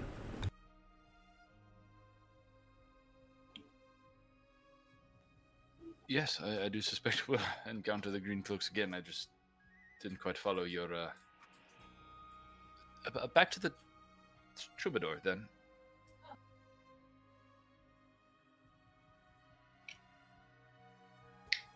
I suppose so. I will now, unblind and unleashed upon the world, return to the tavern. Along your way, as all of you enter Shaleside, you can immediately hear murmurs start ushering around the streets and city corners. would appear to be messengers or a cockroach flying throughout the sky that do not seem to be carrying with them bundles of something to rain down. You see little strips of parchment, newsletter of some kind. And the chatter immediately begins to rise. You can see people questioning, oh, what's the news? What's this? Eventually hear people shrieking out, oh, the Orm Throne is coming back. Lady Eleanor, a bunch of different words mishmashed together, and eventually find one that's unoccupied, and you can see the newsletter that I linked some time ago. It indicates that from the Rotmore Press, Estelheim's finest editorial, that Lord Gedrick Midas has officially declared to repeal the Golden Treaty, the one that kept relative peace in the past few years. That soon stated that the Council of Seven would arrive. You can see multiple people gathering together, excitedly, hushedly, some concernedly scanning the pages. There's some more updates on the political circumstances of the Shimmering Sands, but you're already caught up on that. There's standard advertisements in terms of what you'd usually see in a paper. Rumors, gossips, and one obituary on the final page, which indicates the passing of Lady Eleanor of the Watchers of the New Dawn.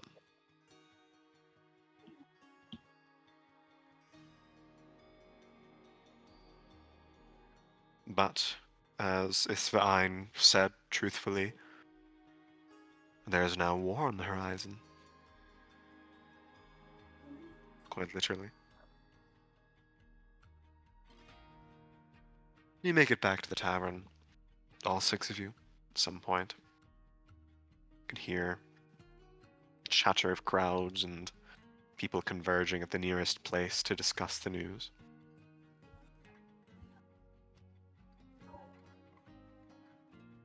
What are you up to? Chain is about holding midday his time. cloak closed. Chain no longer has his armor. But he's gonna, when he sees Lorenz and the others walking, he's gonna walk up to Lorenz. Hey, can I get that gold piece that I gave you to hold on to? Yeah, sure.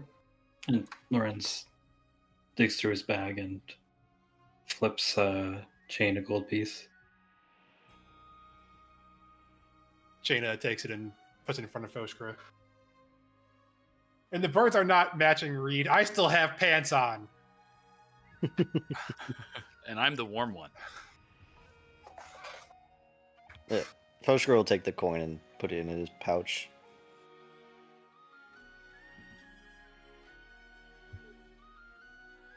So, how'd the temple go?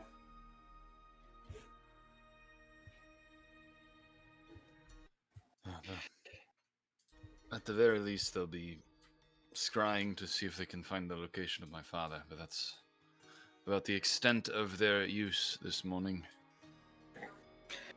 They're very rude.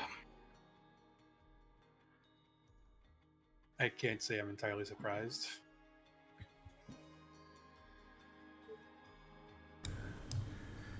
One of them stole my name. What?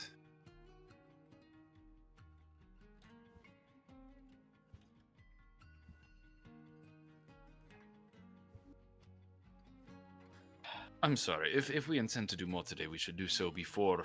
Fenton kind of shakes one of the news leaflets that he's got from outside. Before the council convenes, I'm afraid of what might happen at that point. Well, I believe, Kurtzesh, you were saying that you might want to look into seeing if Rook is here, right? You said she won't be in the Colosseum. Ah, yes. I can't guarantee it, but she is known for her love of the arena. Of course, we didn't see her there yesterday, but perhaps we can ask around this time. Perhaps your friend with the broken beak would know. I'm sure he would. He's got eyes, it seems, all over the city. And a trip there will not be wasted.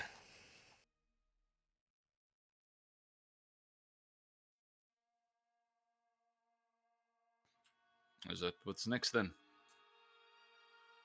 Probably the most important thing on our list, other than this meeting, is to roast, but that's not till later.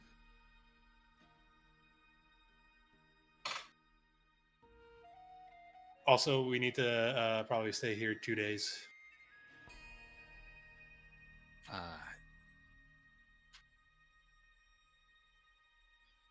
Your armor, I presume?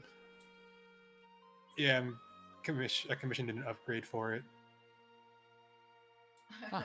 Wise. Yes, well, 2 days at the least, yes. That is good. That gives us some sort of minimum time to spend in Estelheim then.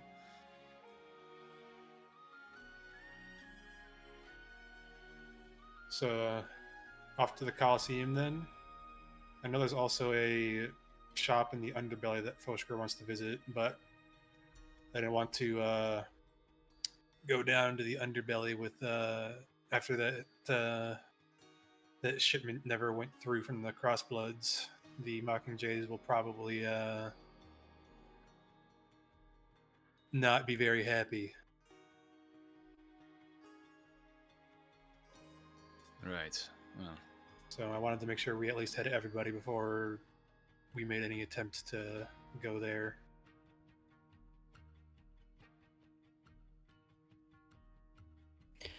Then let us be off. Unless the others have somewhere they'd rather be. I'll give my mother a quick update on Kenyon, but apart from that, ready to go to the arena. Fair enough. She's handling the sudden influx of people looking for a place to sit and discuss with their passerbys and sort of buzz about the hubbub. You hear something about the arena, something about some large event being held there tonight to commemorate the Council of Seven, but otherwise she gives you a nod, thanks, and sends you on your way. So where are you headed? To the arena. To the arena. To the You arena. and probably over half the town as well seem to be converging there. It's Oh quite shit. packed, quite quite an event, and I'm going to get a soundtrack up. Soundtrack. Yeah. I love sounds and tracks. Reed doesn't do well anywhere. I do wonderful out in nature where everything is beautiful and pretty. Out in the You could sun and pretend to be temperate moss on a atmosphere. log. Well, I don't imagine traffic's too much of a problem when you have a 6-foot-tall Ignin radiating heat around him. Everybody crowds him for warmth. And then they look at him. He's probably the only Ignin in this city right now. One of. They're quite rare. Our special little guy. The big little guy. Bo Shane's Scrub. a special little guy in his own way. Foshkar palms the top of Chain's head. Gently not like a- hamburger. I'm not a ball. Put me down. Unhand me.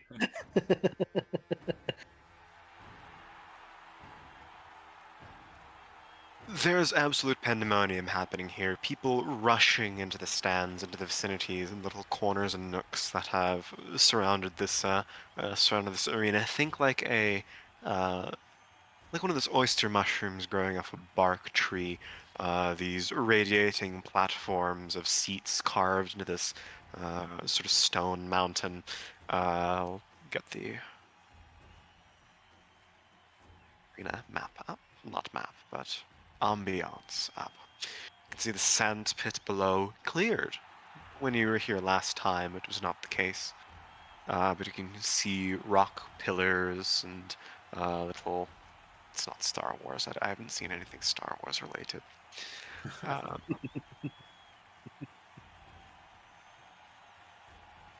there seems to be some announcement that people are gushing about hearing in the news. Some ceremony seems to occur.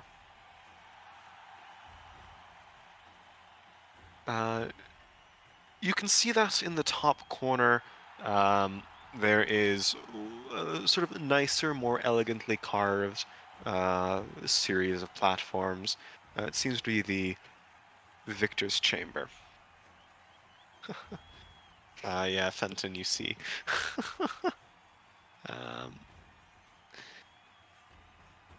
But there are sort of blue and gold, the colors of the city flags, billowing in the faint wind underneath these elevated platforms, and more well-dressed individuals seated there.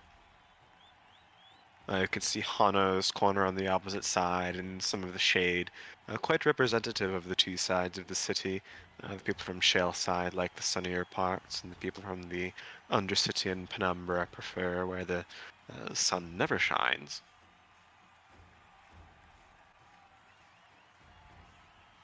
What are you up to?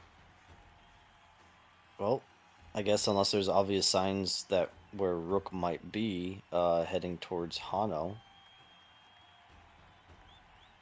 Heading towards Hano. It's not. I can't wait to disappoint him again.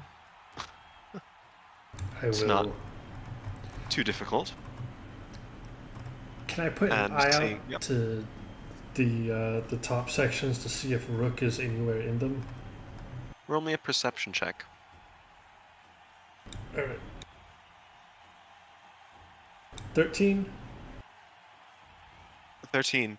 With the educated guess of looking at the Victor's Chamber, you can certainly spot what appears to be a very lithe female, kind of black furred, and even from this distance you can see the bright, keen yellow eyes sort of laying on her side on one of the, just like a chaise lounge-like thing, in one of the corners of these elevated platforms, yes.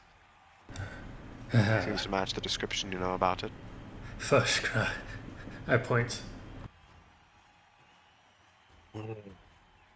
Foshker follows where Reed is pointing. You can see her after some time looking. You believe that is her?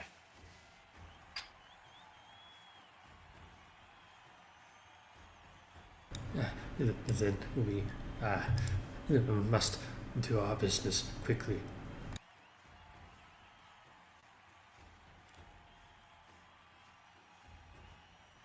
Let's hope we are not incorrect.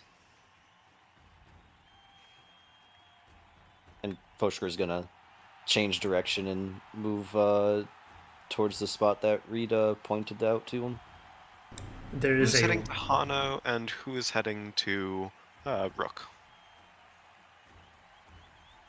I'm following in the empty wake behind Fushkra. I'm following Foshkra. Yeah, if I'm not mistaken, we were just going to find Hano to find Rook. So if we know where Rook is, then we'll be I see, yeah. I am Yeah. flying above this crowd. Wow. Anti-air guns.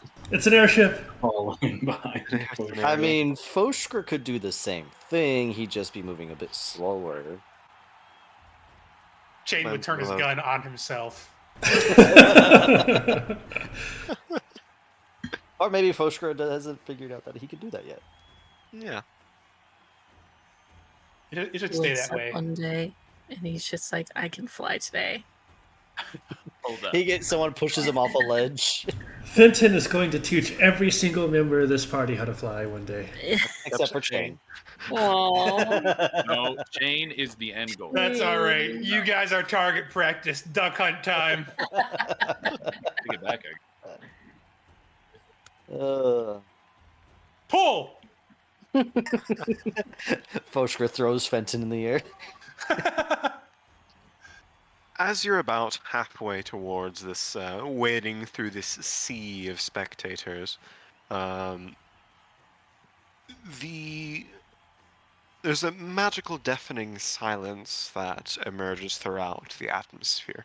You can speak, and it's audible, but like you're speaking through like a foot of thick velvet. And you can see on what appears to be a large platform centered, um, levitating in the air, actually. It pulls away kind of like a flying saucer from one of the top shelves, as the little platform ledges are called, and situates roughly in the center of this arena.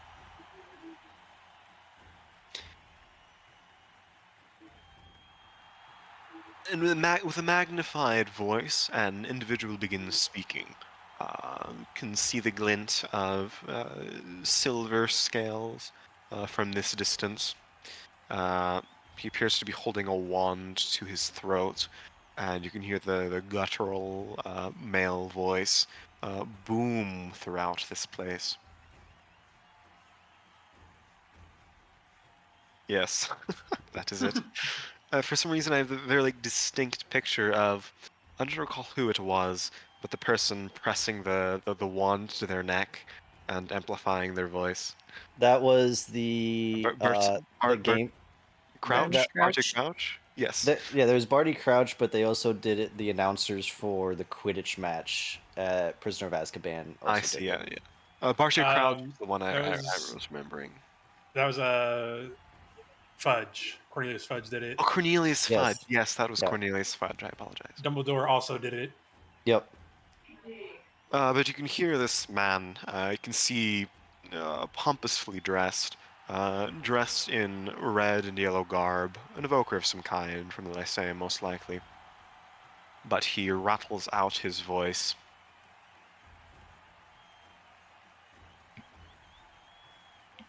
Rise, city of Esselheim, eager onlookers and spectators of this magnificent arena.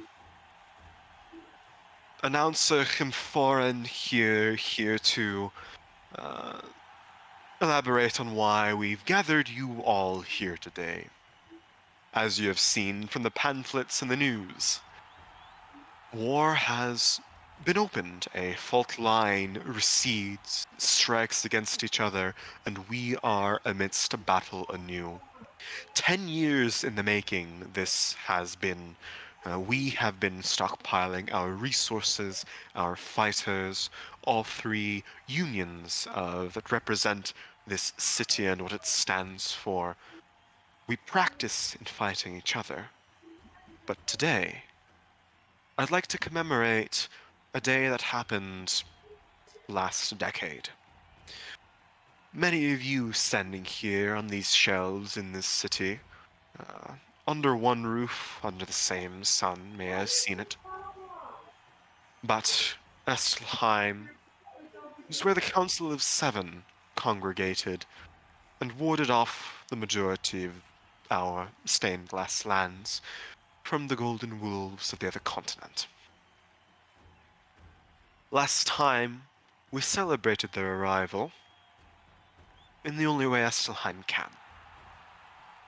United combat, a friendly spar, an entertaining spectacle for those who wish to watch. Those of you who wish to enter, we will be having the... remember the name. The Spirewood Saga Tournament will be run anew.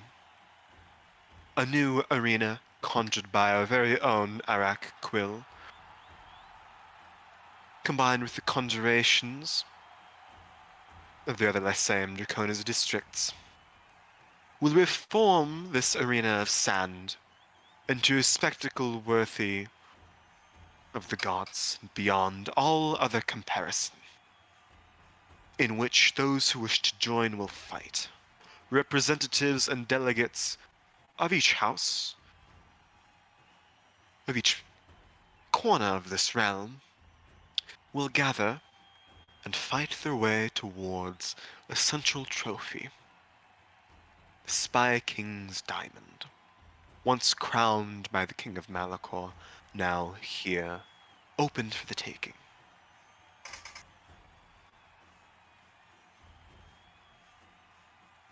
Tonight, in this very arena, you will see something you have never seen before. Those who have come from the gilded and perfumed silk song sands of the shimmering sands, from the cold icicle spires of Malefica and the remaining icicle kings, the hot humid jungles of the star-seeing Vulpinols. You would not miss it for the world, wouldn't you? So come, engage in the revelry, sit tonight, and let us celebrate coming together. For it will be necessary if we are to prevail against our one true foe. Thank you. He bows and waves his wand, and the platform rises of its own accord, joins, kind of like a ship docking into port, a hexagon-like latticework of these pillars and platforms.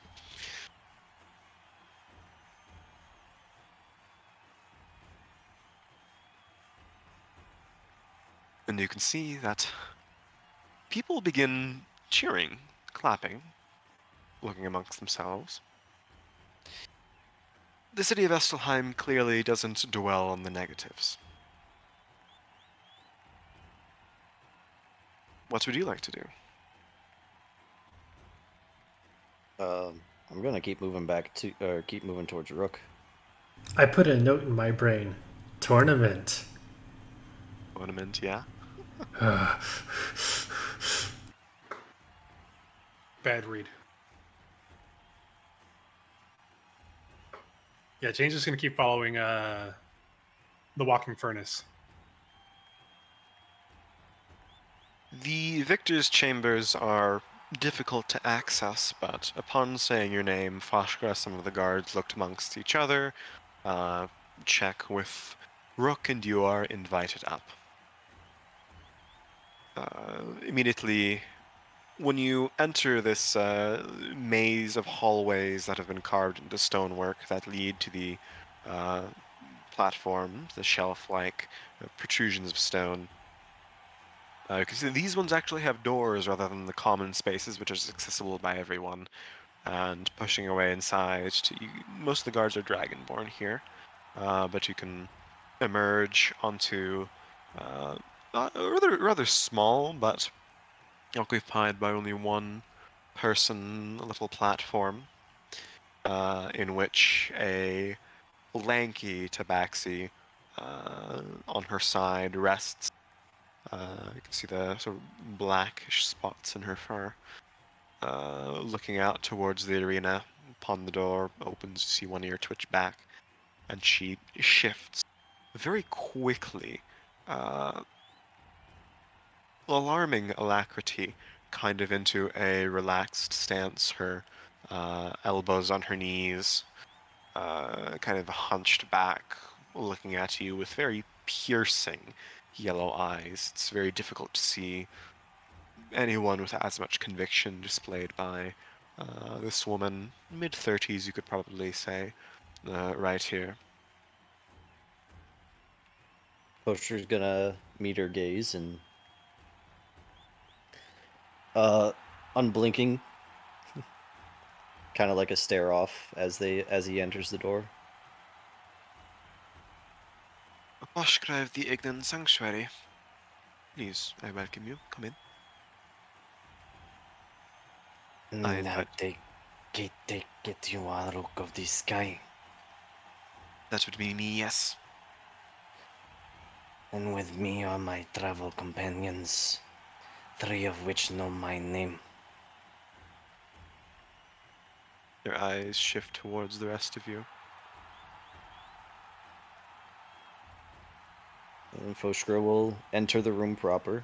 And he'll sit cross-legged across from her, like directly across from her on the floor, still Right, keeping her gaze.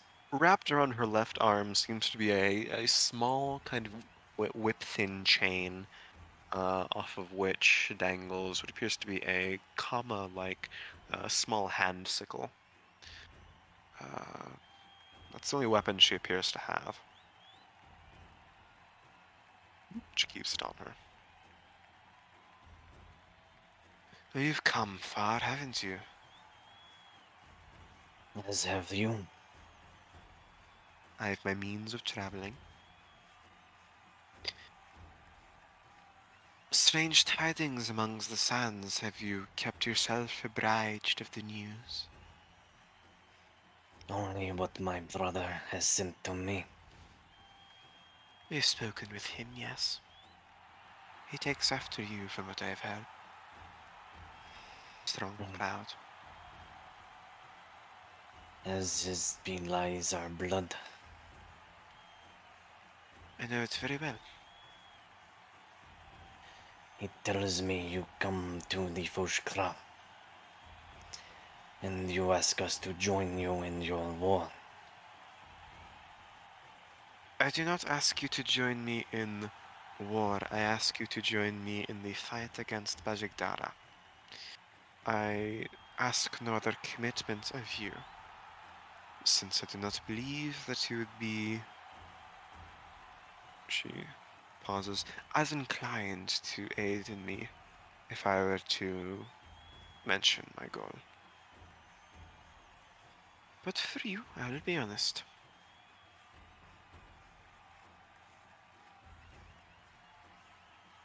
What does the Clan Foshkra want?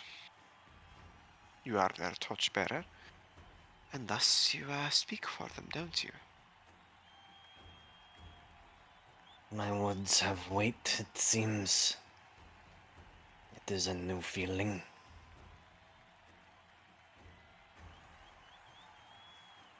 Then use them. You don't know what some of us would do for a scrap of power so that our words don't echo hollowly. Before I say anything, I must ask. How often have you tried to visit my clan in the sands? What do you know of the right of torchbearer? I know it is significant to your people. Beyond that, it is your tradition, not mine. I have my own.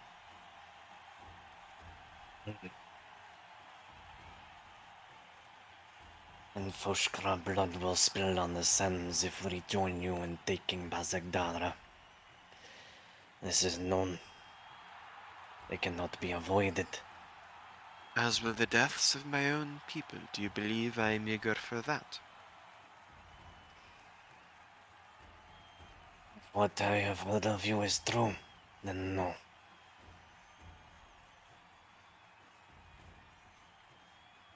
You must give credit to Fenton here. He is the one who told me more about you than what I knew. She cuts you a glance and bows her head. Well, I thank you.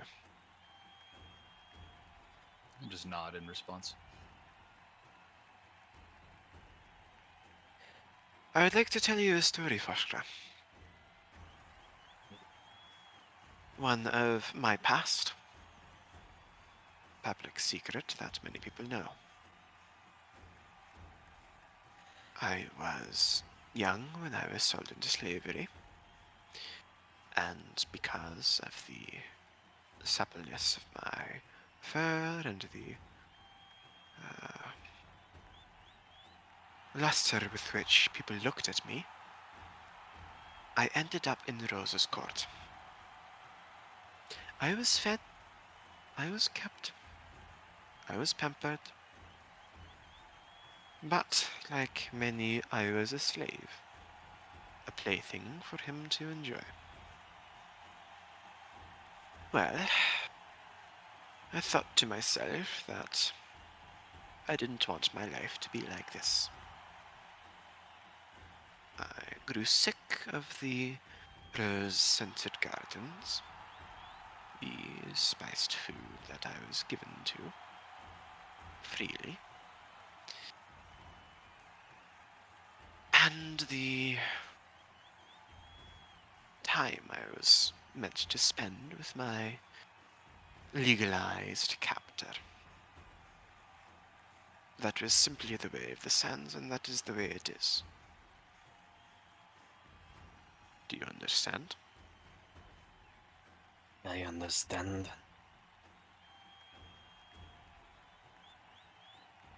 I realized that nobody would change my life unless I did. So I stole a knife from the kitchen. Roll me a perception check.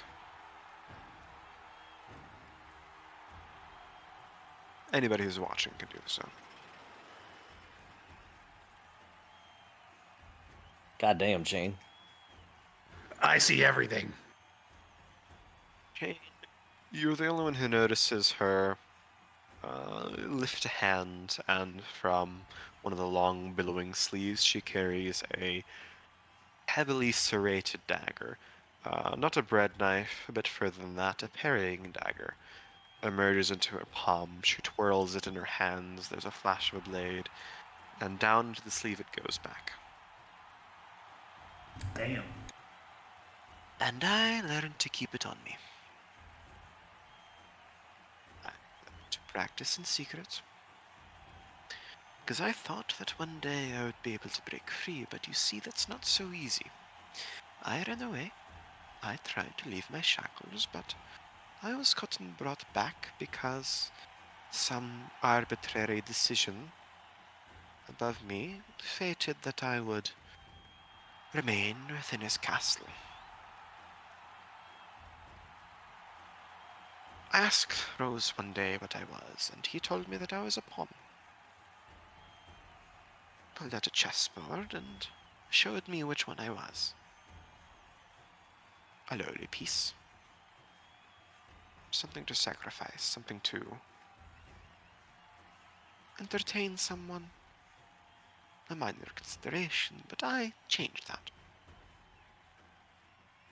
I started asking him for more. Some exercise to stretch my muscles, you see, for him. Got 2 knives, 3. Started joining his duelists, fighting, cutting throats.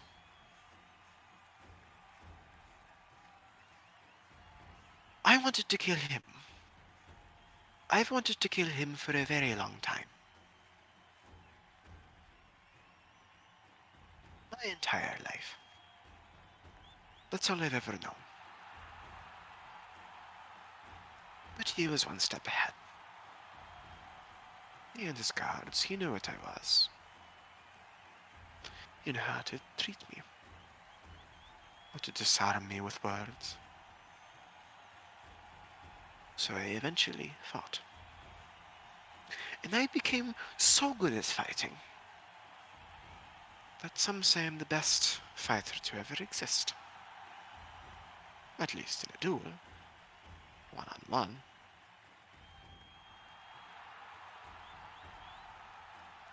And do you know who it is that taught me?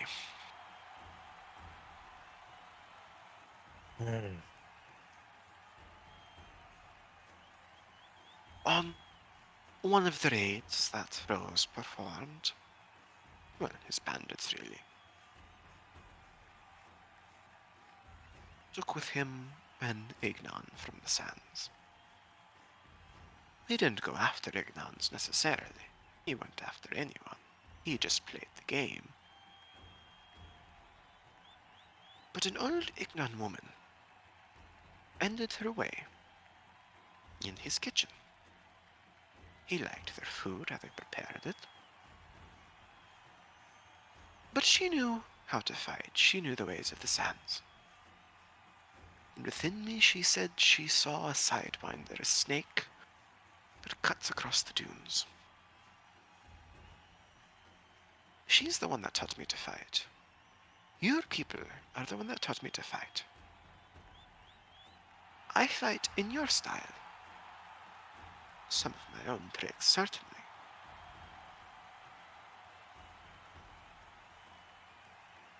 She sighs.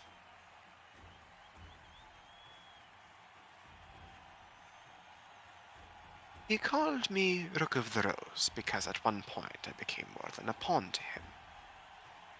I was a sidewinder for him, a fighter.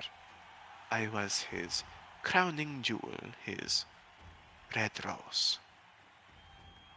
He dressed me in the throne guard and sent me after his opponents. And I, at one point, bargained my way to freedom here.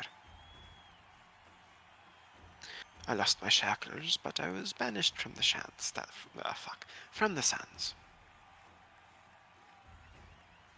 I lost everything I had. But I gained a new name, Rook of the Sky, because I hope one day that my homeland, the sands, that nobody would stand under the same sky and be imprisoned, enslaved. Because the sky, it is free. The dunes, they are free. It is the shackles of man and the laws with which he makes that keep people shackled. I don't ask the Ignan to help me become a ruler of the sands. I have no interest in that. I ask the Ignans to help me change the status quo, and that is a more difficult thing than waging a war.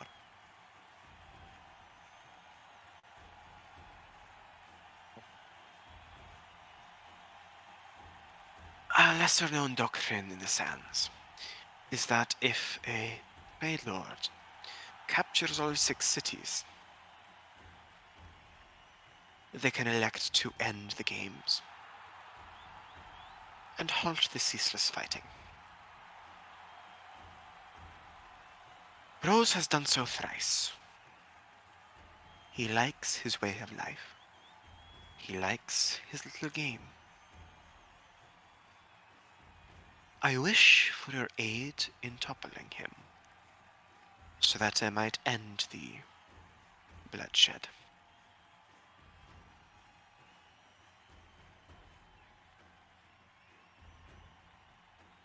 What do you say?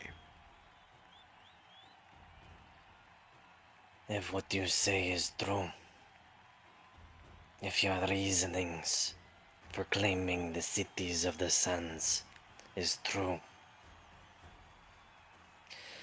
then I cannot deny the allure of these woods, of this future.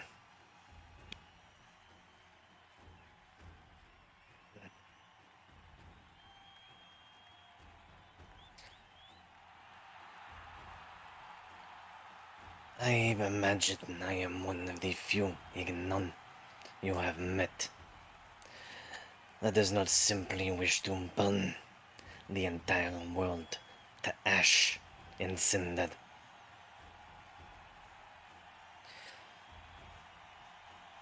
I am one who is trying to burn a path for my people to follow that does not end in total extinction of our way of life.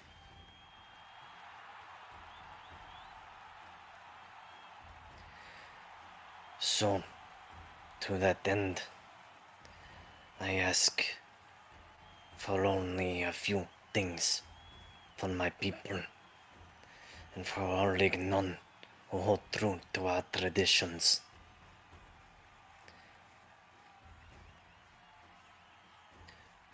One, you do not use the green cloaks in your endeavors to take down Rose.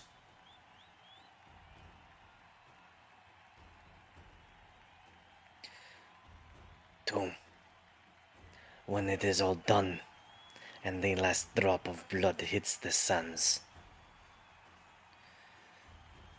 the Ignan will have a city to call their own home for the first time in centuries. broken glass.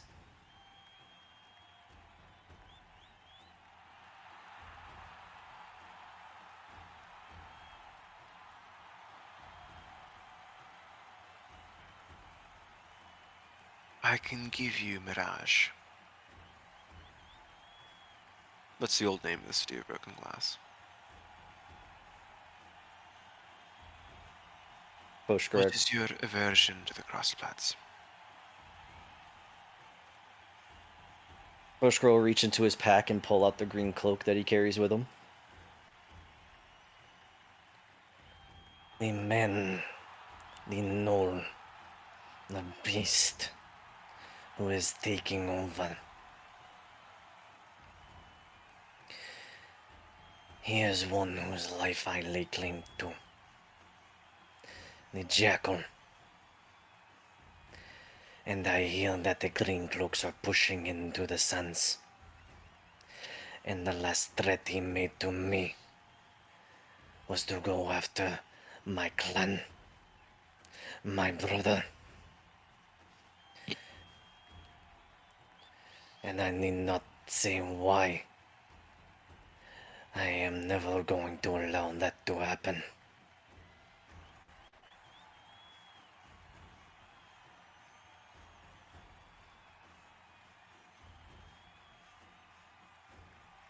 She leans back.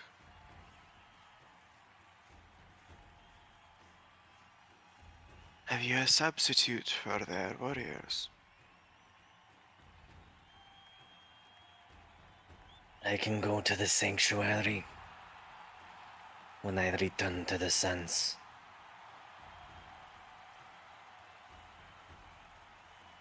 I will not stop using them until you do. I am not in a position where I can fight back against Rose's forces without the use of the crossbloods. Then you will keep the green cloaks away from Glen Foshkra. That I can promise you.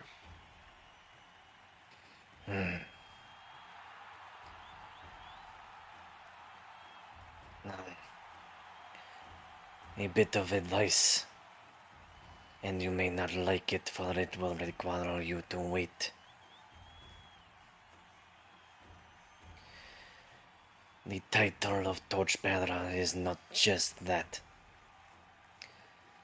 Have you seen the great torch of Glenfushkra burning in the dunes every night and every day? Yes. Then know that it is my flame that fuels that torch. And it grows brighter. Every day I go stronger. And when it is at its brightest, any Ignon can draw strength from my flame, from my torch. And you will never have a force more powerful than that at your hand.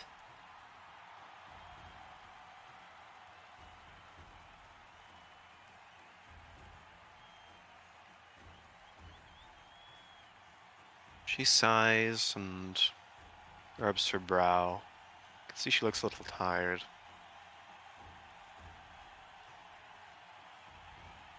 Do you know how many times I've been threatened? This was no threat, Rook.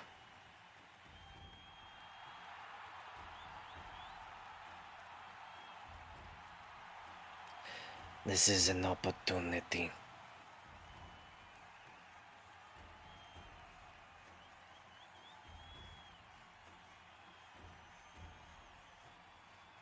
Then I would look forward to fighting with you. But I'm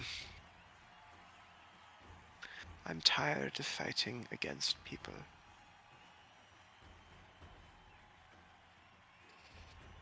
I can understand.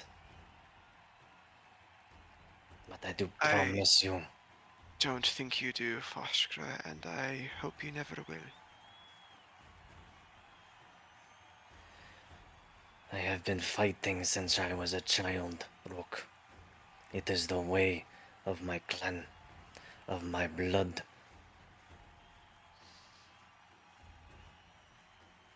It's not the fighting I was referring to.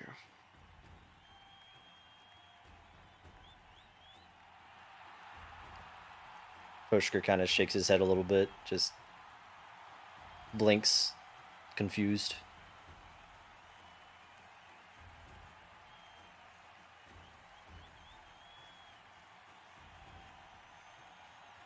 He sighs.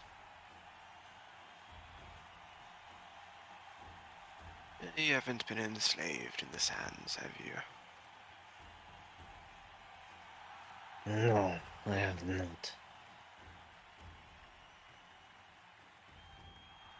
It isn't only the ignorance they're suffering, then.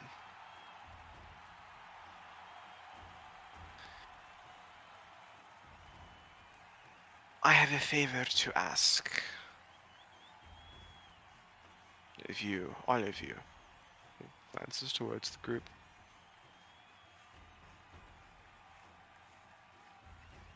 I cannot fight. But what the gem in this competition promises is a matter of social influence. People write contracts in this arena.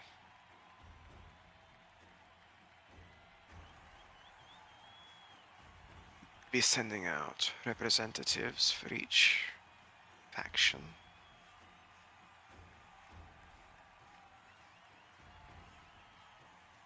Those will be here.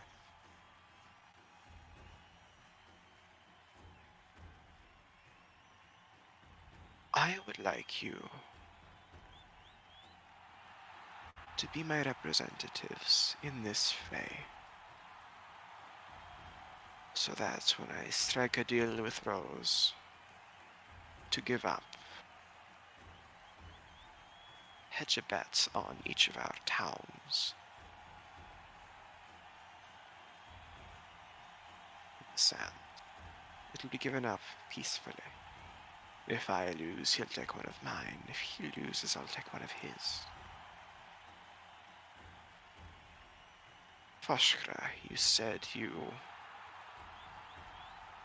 wanted to help. Well, I cannot fight. I've already won. But you can ensure that one of these cities gets taken by my hands and not Rose's.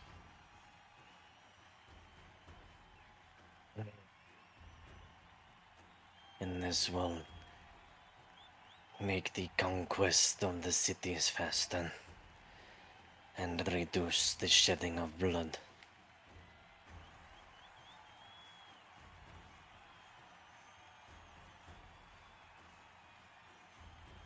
Perhaps.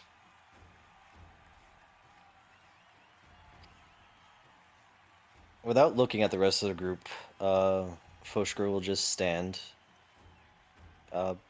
and punch himself in the chest and nod. Then it is my duty as Fushkra Exik in the manner of protecting my clan and people.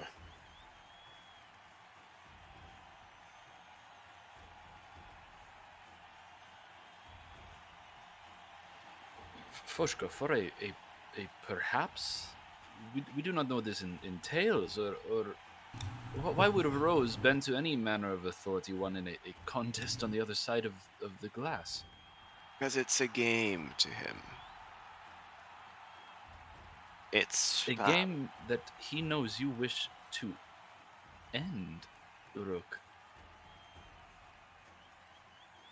Do you know how many times he's given up control over his cities just so he can have the thrill of fighting for them back?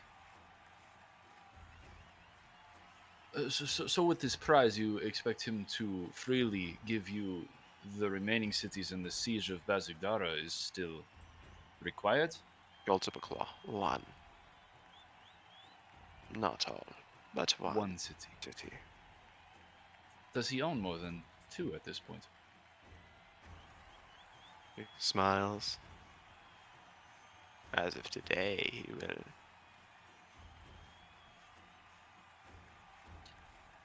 It matters not what the chances are of this succeeding, Fenton. It is a chance that I must take, for it is my duty. It is in the blood of my family to ensure that I do whatever I can to protect my clan, my family, my friends. I'm not saying you should not Forskrut, but shouldn't we learn more of the competition first? If there's a chance of your death in this event, would that not be a worse case than the alternative for your clan? If I die, then it means I was not strong enough to carry the torch. You know that all conflicts in this arena are non-fatal. I'm Who aware. knows? Who knows that? I don't know That about is the this question. event. Oh, that's fair. I am aware of the I don't, and I'm all for this. arena duels. It is a group occasion, not only one.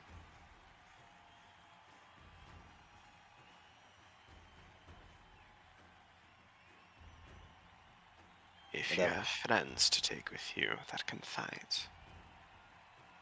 Pushkar looks at the rest of the group. Do we fight? I just took my armor in for upgrades. Perhaps Rook won't be able to procure a set of leather armor for you to wear for this event. If you agree to join me.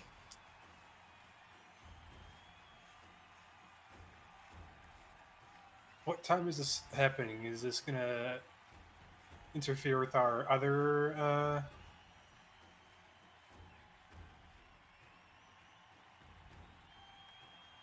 Once they all arrive in the evening, it's going to happen today, but late. So out of That's character, Yes. is this gonna happen like before, during, or after when we would be supposed to be meeting with Starost? After. This would After? be after. Fenton, open up your daily planner. Speak with you. Rearranging my calendar.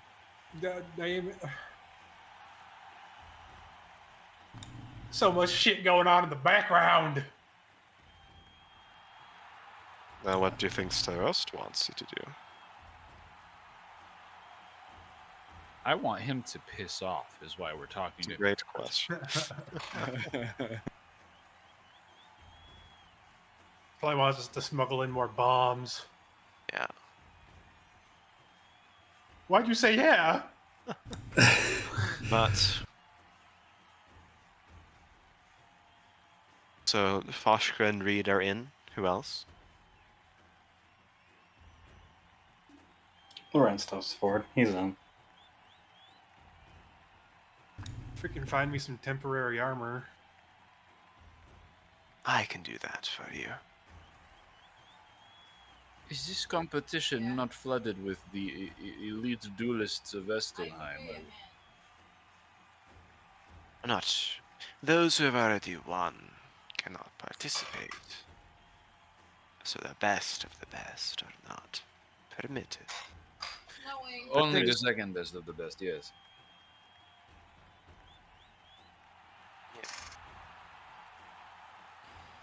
Do not And- worry, you will not perish. Fenton, we have claimed an entire city back from the wrath of Delani. And you are afraid of stepping into an arena.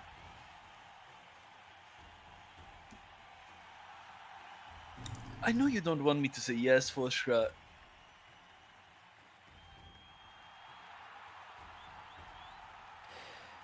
as long as I get my loot back before, I hope. Uh, what the hell's? Fenton will step forward as well. We fight!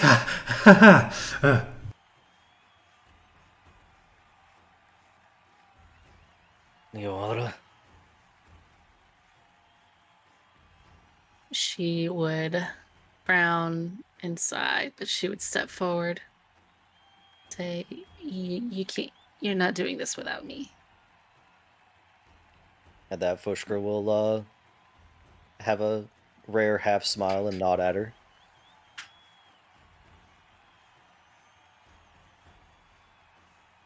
And I bid you good luck. Meet your competitors.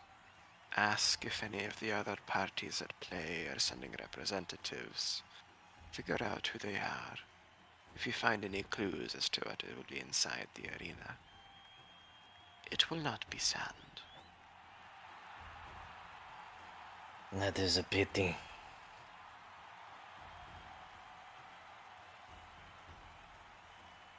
Do you have resources, Rook? I think we could use maybe some improved gear.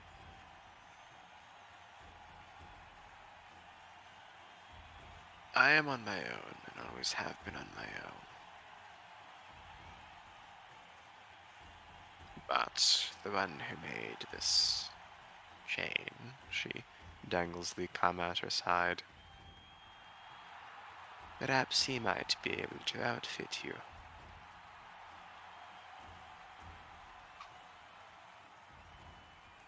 And perhaps we go and visit these shops and prepare ourselves.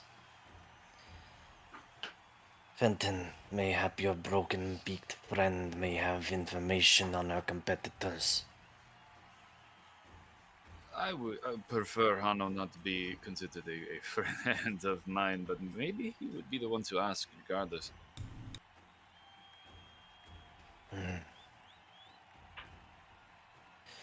Well then, Rook, it seems you have your representatives. Will there be cross bloods in this ritual fighting? I am led to believe that they may send a few delegates. But the focus is on the Council of Seven, and they will bring theirs. I see.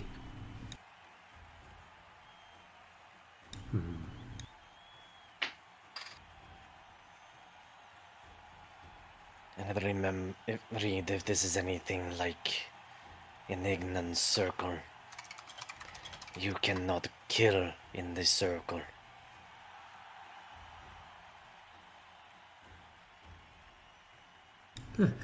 Then I hope our competition is very skilled in playing dead.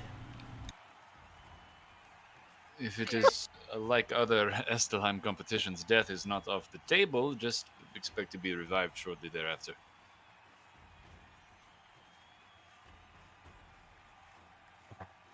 At the mention of revival, Reed's face twists up in confusion. It kind of looks at his feet for blinking. Oh no, he's drooling. No, he's pouting. You can do both. Rook looks at you briefly, Lorenz, out of curiosity. Have I seen you before? I don't believe you have.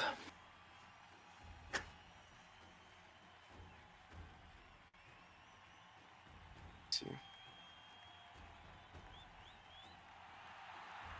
Gives you another stare, lingers for a moment, then addresses the group.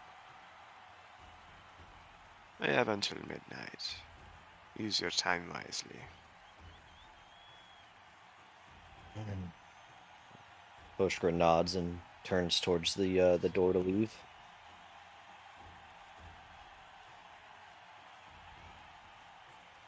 Are we really your best shot at this, Rook?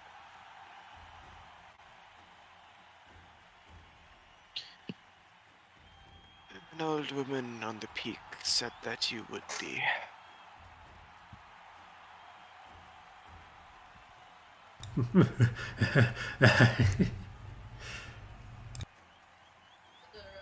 I think that'll do.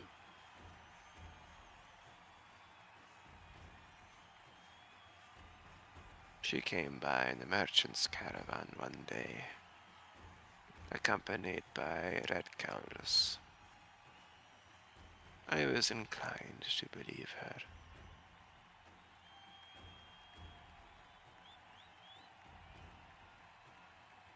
Goodbye, and good luck. Until after this contest, Rook. Sorry, say that again? Until after this contest, Rook. He nods, turns back to watch the processions. Foshker leaves.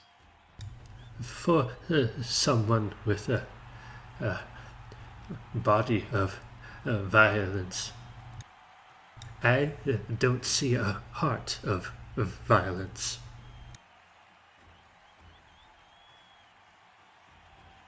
Many who are good at violence, Reed, are not ones who crave it.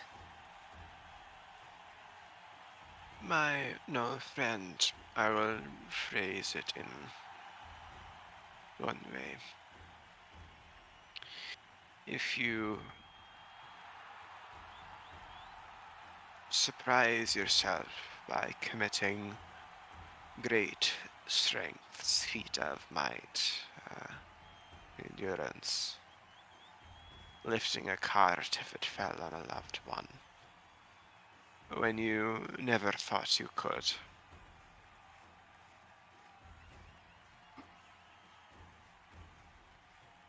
If you love someone truly, you always had that ability within you. So, just need to recognize it.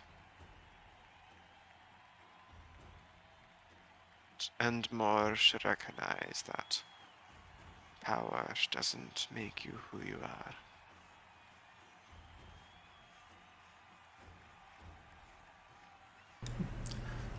More, I think, should recognize someone else's power doesn't make you who you are.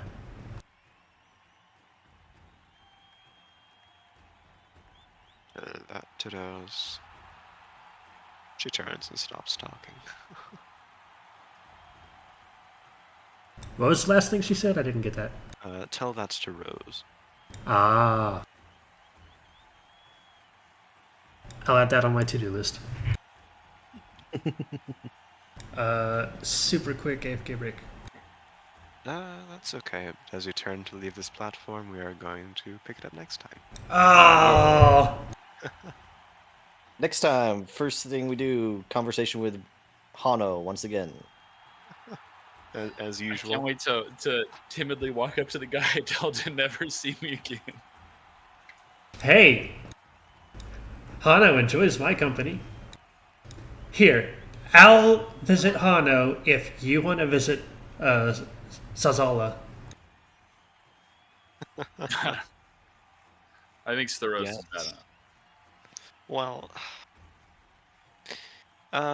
Rook was referring to you, Lorenz, because she saw you out of the corner of her eye when passing through one time.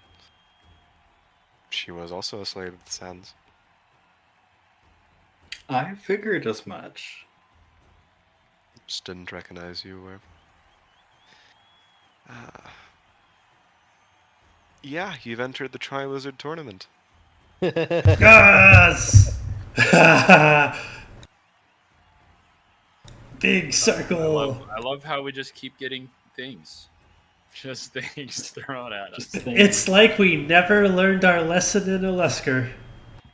I just want to find my dad. We learned the lesson in Alusker. This time it's going the opposite way. This time, Foshker's dragging y'all in with him. Look, Yeah, As but far this as this is different. There's like actual reason for us to do this to help out like your people. In Alusker, it was just not fucking get involved in bullshit to help politics in Sierra and Alusker. Bell. As Why Sierra the and Bell's fuck are we definitely more important than one podunk town in the Shimmering Sands. Sierra and Bell? I'm sorry, there's no. It's not a podunk town. It's a nomadic camp. That's not even a town, okay? Yeah, it's better. Sierra and Bell can suck these birdie balls, bro. okay, I'm gonna stop the recording here.